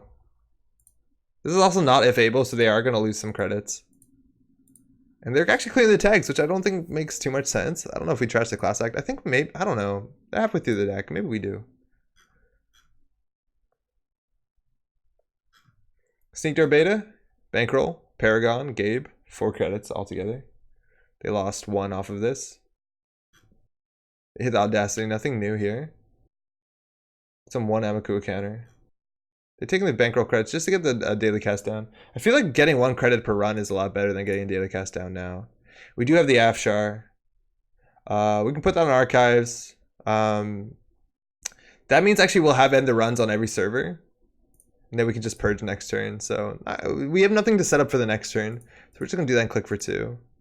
So IP block is going to end the run as long as they have the Amakua. This will end the run as long as Amakua doesn't have 1. But I don't know if this deck actually has Deuces Wild. I don't think it does. So it's going to be hard for them to get counters on the Amakua if they can't actually access centrals. And then if we just get like a big... I think also this deck list didn't have Inside Jobs or any other multi-access. So ideally 1 turn we want a Priority Construction, Advanceable Ice. Any ice, honestly, will do that on end the run, really. And then from there, we'll get 2 cards at hand so we can purge without destroying something. They threw out Amakua Special Order. Special Order is pretty bad for them right now. Oh, that's a really good combo. It's important, though, that for the new remote that we're able to ice this stuff. Otherwise, it's another way they can get Amakua counters. So now that we opened up an ability to get Amakua, we have to be able to res all this stuff, which honestly, we probably can for 8, 9, 10, 11, 12, 13. We're a bit short, but we'll be okay. This combo, I think, is really good. Spags made a post on Reddit the other day, be like, hey, I'm worried about this, which I kind of feel the same way, but we'll see. A hostile would be really sweet right here, because then we can start chaining. Still out of shutdown. Okay, I think we're just going to purge. Play it slow. Honestly, purge isn't amazing because we can't res everything, but I guess we don't need res Excalibur. We just need to spend 4, 8, 9, 10, 11. If we lose 1, they install 1 and then run all 3. It's kind of awkward, but one of these might fire. We'll get credits back. So we can probably res everything. And then we have to click for credits for a couple more turns. But again, they have no multi-access in this deck if they're playing the deck list of the week. So like, we're going to go on for a bit.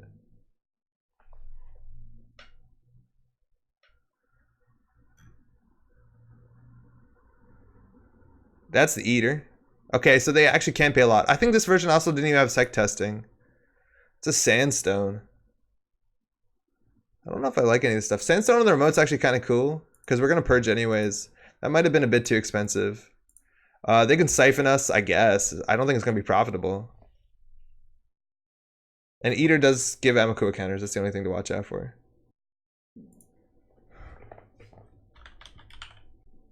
Yeah, sometimes. Just gotta draw agendas or something. Whole deck is agendas at this point, right? Like 1 agenda out. I think we have 9 left in 25. 8 left in 25. How bad is the ratio? Yeah, 9 and 25. Like this is so dense. You just have to hit this for singles, and they can definitely do it. They're going for it. Now they can still pay through all this sort of stuff. It's gonna be expensive.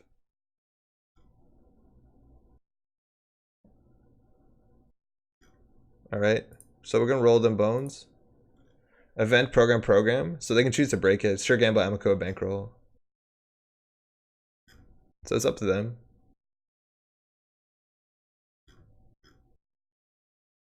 While they're breaking it, they're paying 5. That's nuts. It's a lot. So Amaku gets a counter here, so they could actually go back in. They're not going to see the card because they used Eater, and Eater means they can't access. I guess it's a bit less than 5 because they get a credit back from Paragon, but they pay 5, 6, 7 to gain 3, 4 and an Amaku counter. So they're going to run out of money eventually if we just kind of play it real slow. And I like the server enough. We'll pay 5. I don't know, actually, if we do pay 5, I think it might be a bit too slow. I think we can take the bad publicity here. Just because even if they have unlimited bad publicity, they won't afford to run. They still have to win on singles, though. I feel like... Because what happens? Have they installed something? Pay the 5, we're at 1. And then it's just going to be a long game. Like, it's going to be annoying. I'm going to take the bad publicity. I think it's probably wrong. I think we just click for credits. Like, I don't know how they access, but having to be able to res the Afshar, I wish this was bigger strength. Again, Horton. I don't love Afshar. Again, we can't move it around. With Thimble Rig, it's a lot more easy. Yeah, like, we still just click for 3 credits here, I think. Or we Audacity our whole hand.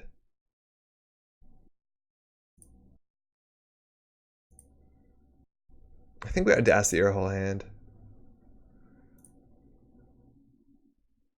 Yeah, that's fucked. I think we do Audacity our whole hand. I wish we had this in a remote earlier. No, we won't. Okay, we won't. We'll get that ready.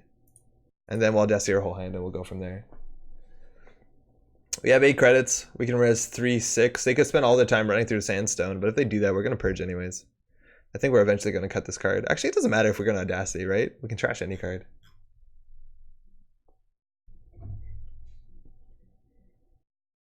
We in theory know the top 2 cards, but I don't think they're going to take the Amakua. So it's either Gamble or Amakua when they draw and get the field to draw with Class Act. So they should have a bit more money here. 17 cards altogether is left in the game to play. I think we know there's 2 more. What's it called? Lampreys, 2 more, 1 more mining accident. There's a Lamprey. They're going for it. Yeah, we'll res. So this is 1, 2, 3, 4, 5. Like, they have a chance of hitting the Atlas. Actually, they can't. Oh, they can. Yeah, but they can't break the Veritas. So now we need to purge for sure. This trash the Lamprey too. Like, I think this is such a non-bow. Like, it provokes us to purge really heavily. So let's see, they can let this fire. If they break it with Eater, they're not going to steal the Atlas. If they steal the Atlas, I think we lose. Like, it's really hard for us to win. Like, this wins so slowly, but that's mostly because we don't have economy. If we had economy, I think we could pull out of this. Access or money? Giving us money seems bad. Ooh, they're getting the access, okay.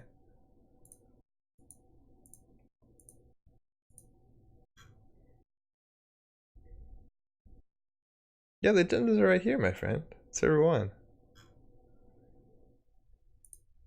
Okay, 1 in 5. It's a huge 1 in 5. Sneak Door Beta, Lamprey, Gabe, Paragon. Hits the border control. Okay, feels good. I wish we had higher strength ice. That's all we need. Going for the diversion, so we're going to give them a tag.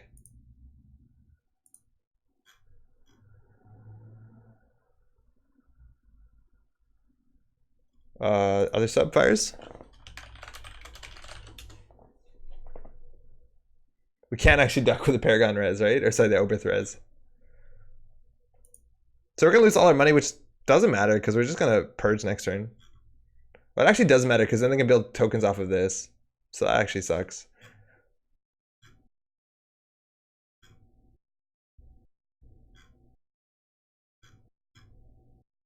Oh, wow. They can only break one of them. Gain a credit. Okay. Tag. All right, so we're going to have 1 credit. This doesn't get Amaku counter because they're not accessing. Oh, Lamprey loses a credit, excuse me. So no matter what we purge here, right? Yeah. I don't know, we like the border control. Oh, this is a good combo. That's awesome because we get it all for free, right? Like install for free and res for free. Like that's exactly what we want. I'm gonna get rid of this one. Actually, there's no way we're ever playing Biotic Labor. There's always a chance you win off of it.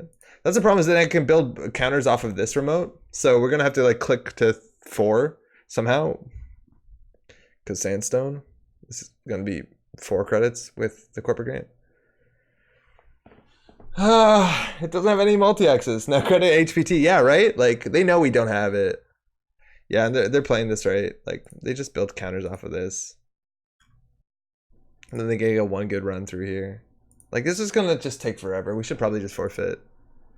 But like, this deck needs multi-axis. When we played it, we added like a keyhole or something just to be able to end the game. Because they have to win off singles.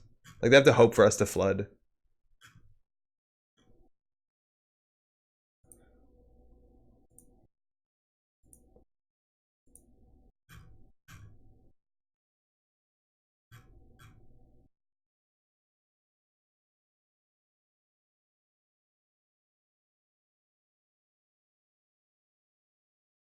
Or they're going for it. Game value, that one bad publicity. So now they can actually use Amakua so they can get a real axis here. And then we just can't purge again, which sucks. Hit the biotic labor. Audacity's a 1 credit play. I guess we click for 3. Like, we just have to like weather this out for a couple turns while they slam for singles.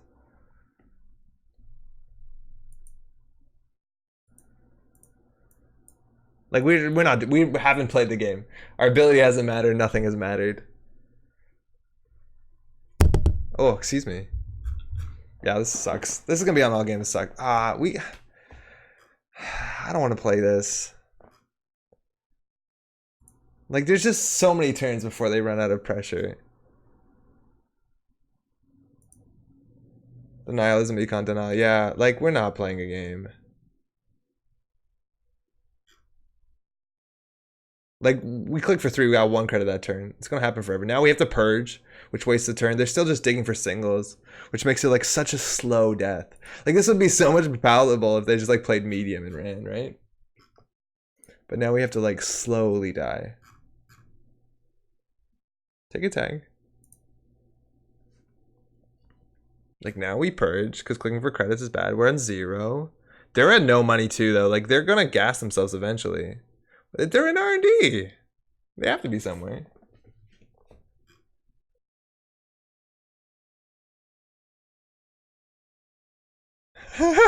Shut down. Like, fuck.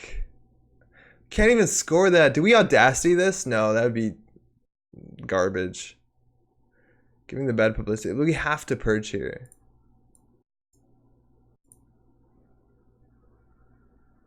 Nisei, please. This is not Nisei's fault. Like, not all this existed before. There's like no one new Nisei card here. It's incidental.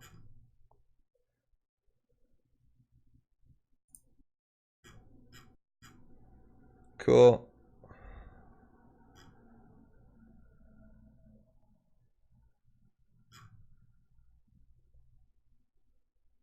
It's good. It's all good.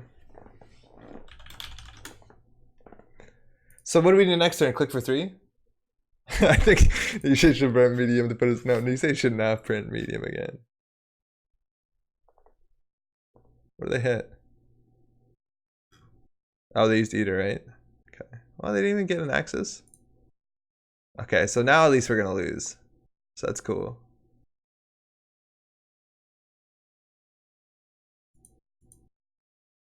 Fuck.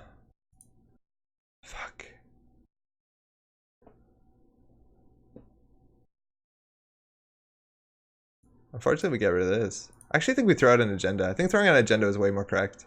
Because this actually has a really good play when we get counters on this. Yeah, throwing out agenda is right there. I think we throw out an atlas. Because I don't think they've been checking archives. They should check archives. Considering how suspicious everything's been. Alright, there's a pad tap, whatever. At least we're gonna lose. Right here. Get all of them. They should have gone for an axis last turn. I don't know why they didn't. Like, it cost them 1 credit for an axis, and they didn't take it. There's the atlas. Okay, cool. Well, they can win right now. Ah! It cost you 1 credit for a run! Just end the game!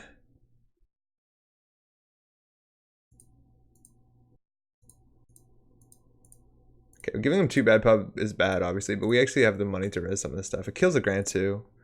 They might have bottomed all their grants. Oh, they just threw out a grant. Okay, there's no more grants. All right, if they miss this, it's pretty good because we can now like actually score it out.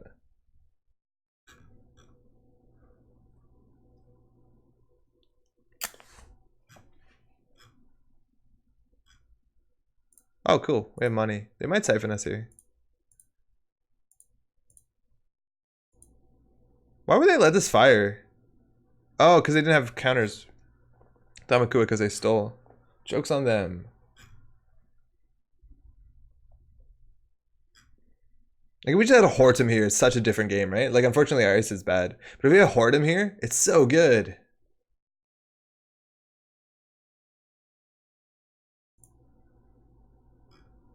So I was wrong. It didn't cost a credit because I forgot they didn't have Damakua counters. But, like, you can let all this stuff fire. You can let this fire.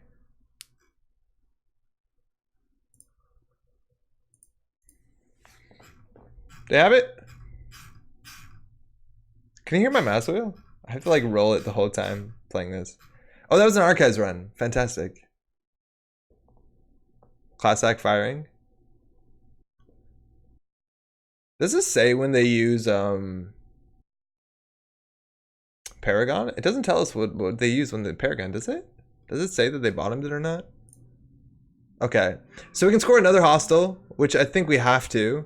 Giving them all the bad publicity though is probably an issue. I think we have to just like high roll it. The other option is like we can just score this out. That's probably better. We can forfeit this. Unfortunately, if we score this out on this, we do install events. That's all our money. Purge? Purge doesn't do enough, right?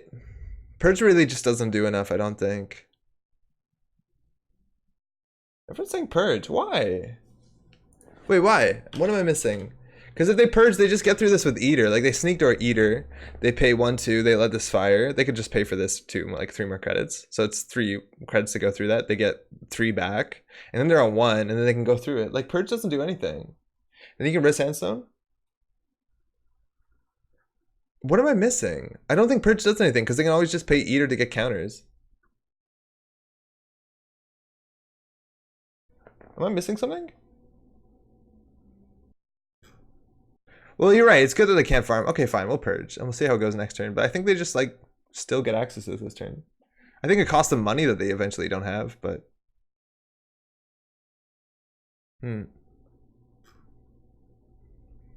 T2, yeah, yeah.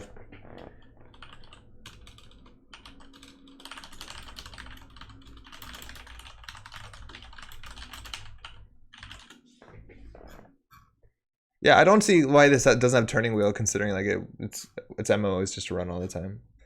Yeah, now they're just paying for it, but like this is free.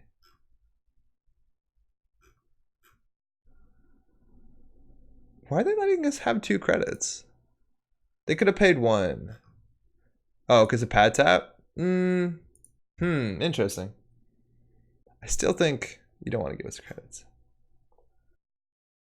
But that's a 2 credit swing for them too. Yeah, pad tap, huh? How's it going, Jackson? I like how it says access no cards. That's new. Oh, they're going R&D. Cool. Throw mouse on archives? Ah, it's so expensive. I think we need to score out. Ooh, they're letting us fire. Resource program. Alright, so it's 3-3. Are they letting it fire? Yo. Alright, they lose 3.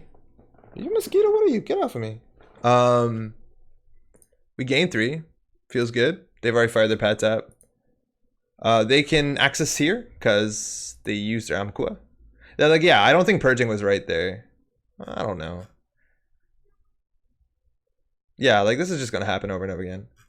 We did get 10 credits though, so we can actually jam with the remote. But then we have to purge again.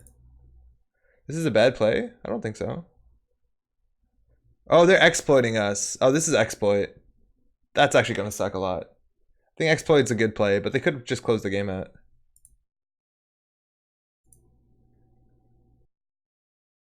So they're gonna derez all the 4-costers.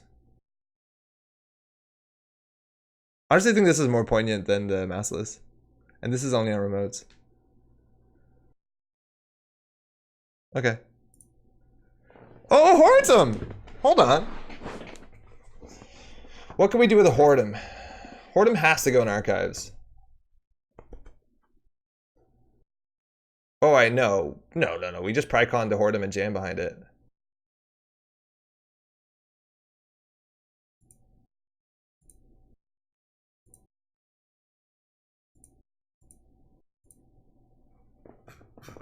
They can't break this with AIs. I think their deck has actually no way to get through this besides de-resing, and I think they played 3 puppies, 1 exploit. They have no inside job. The deck has no inside job. Yeah, they haven't went off singles, which is not that hard. Like, there's still a lot of agendas. I think there's still like 6 and 17. It's like what, 1 and 8? Sorry, 1 and 3.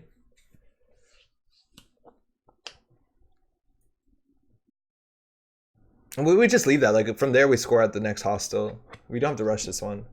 We have to make sure we have enough money. 5 and 17? Okay. Getting this one obviously changes it. I'm not gonna res this. I don't think it's worth our time.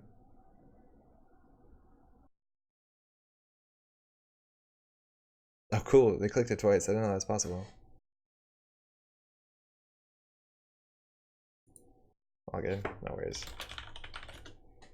How much bad pub do they have? Oh, wait. So your bad pub doubled. So, yeah, total thanks.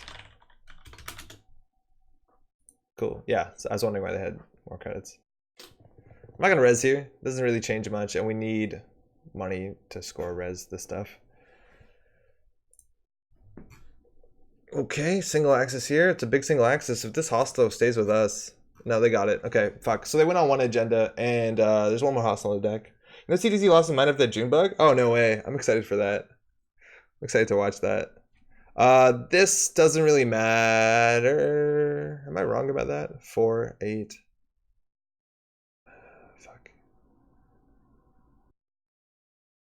Honestly, think we... No, we don't Audacity this. Oh man, if this fires and we get 3 free counters on the Atlas, it's like such a big deal.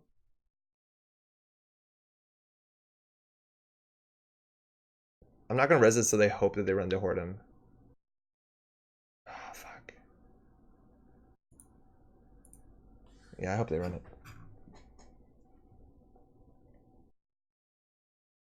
Actually could let this fire. It gives them a credit. Like they did it last time. I don't know why they don't do it now.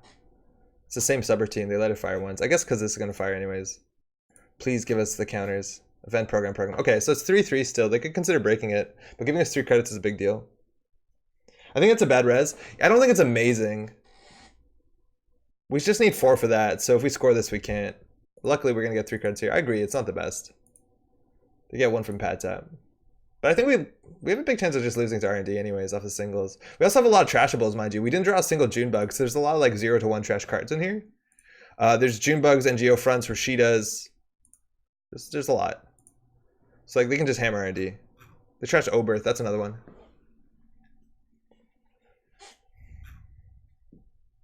Can they afford it? If they go again, it's going to be program, and there's a small chance there's another program. I think actually impossible. I think they've seen other programs. Damn it. So it's still 3-3. But again, big chance of winning here, and we can't keep them out. We have to like, no, we can't keep them out.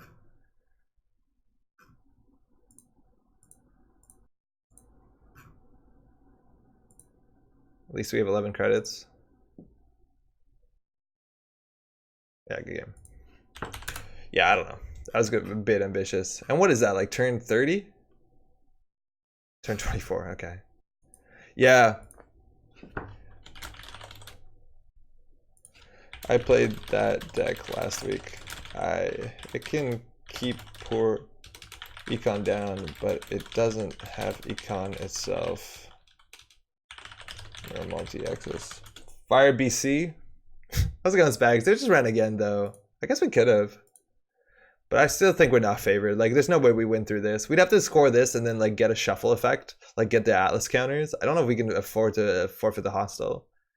1, 2, 3, 4, 5, 6, 7. Yeah, maybe the hostile doesn't matter considering what's left in the deck. And like if they have money too, like they can trash the Pad Tap. Like this snowball's so bad, right? Like if we have the money to trash the Pad Tap, their economy is a lot worse. Yeah, totally. I think Trickle Light could be something better. I don't know. I think Trickle Light would have been amazing. Obviously, it didn't fire. But like Trickle Light is exactly the kind of card we need to get out of it. Like our ability does nothing unless you can score that first agenda, and having ability the fast advance that's not biotic labor to score that first agenda is kind of like a really big thing. But yeah, we were locked up, and it took us so long. But like you saw that for the first like 10 games of the game, maybe first 15 games of the game, we weren't playing Netrunner. Like we were just like click 3, and then we lose 1 to Lamprey, 1 to install. Like it's not like we got choices. Hey, you too. Yeah, I think this deck has no answer to Swordsman, which is hilarious. This deck has no answer to Turing, besides like pocket D-res stuff. Like this deck is also like very flimsy. Like Swordsman is not Swordsman. Wraparound is like a huge piss off to them. It's 7 strength. Like we just had I think it gets them so good. What about Shipment from Tenon? Well, our ice is really flimsy, right? And as soon as you see Shipment from Tenon, like it causes aggression that they just run every time. Like Shipment from Tenon is not guaranteed. We don't keep people out. We don't have big ice. Like it's, well, as soon as they see it, they just like are more aggressive, which I think we actually are like that's bad for us. I never liked Shipment for Tenon in any deck that's not like either super glaciary or like has ice that's like really hard to deal with, like Kakugo. Which would be easier to fire? I think Trickle Light. I think Trickle Light's easier to fire. But if we were like really going to Trickle Light, we would play Mass Vingos. And I think actually Mass Vingo is probably not that bad. Mass Vingo would actually be pretty good, right? Like if this Afshar was a Mass Vingo, first off, we don't want to do like results oriented thinking, but like it gets a free counter, so you advance it once and then your Trickle Lights are gone to go. So you can play multiple like Mass Vingos, and honestly Mass Vingo is like a fine card. It's 3 strength. You can put multiple subroutines on it if you really care to. We technically do have a copy of Prior Reconstruction, and maybe we want to swing more into Prior Reconstruction. It's a fucking sweet card. That's an agenda. Coca-Cola. Oh, hey, how's it going? There's an agenda. Good game, by the way. There's a agenda 2 down. There's no way we win this. Like, we just can't win. It's way too far. Yeah. Yeah. We really didn't do much, huh? We just clicked for credits, but our economy's not good. Wow, it's 11:52 already. Well, hey, shit. That was the stream, I guess. We'll be back next week. I think we want to do some brain damage stuff next week. Is next week a new month? Is Pat here next week? Or is next week exactly like the 30th or whatever? What's the calendar look like? Oh, it's the 1st. Maybe Pat will be here. Who knows? Sorry about the 40-minute. No, it's all good. When you saw the game, I was like, oh, this is going to be a long one. I might have wanted to concede early because I knew it was singles and we just like didn't do good. Like it wasn't good TV for a bit, unfortunately. Anyways, thanks so much for everyone dropping by. Thanks to everyone, games, people in chat, all that good stuff. Nisei kits are up online for the GNK, and there's a couple different things you can grab it. Also, Magnum Opus reprints if you want that. We'll be back next week. Enjoy your regionals and all that stuff. Ours is not for weeks, so we still have a while to figure out what's good. Phone battery low, says my watch. Thanks, watch. That's all. Enjoy yourselves. Have a good week, eh?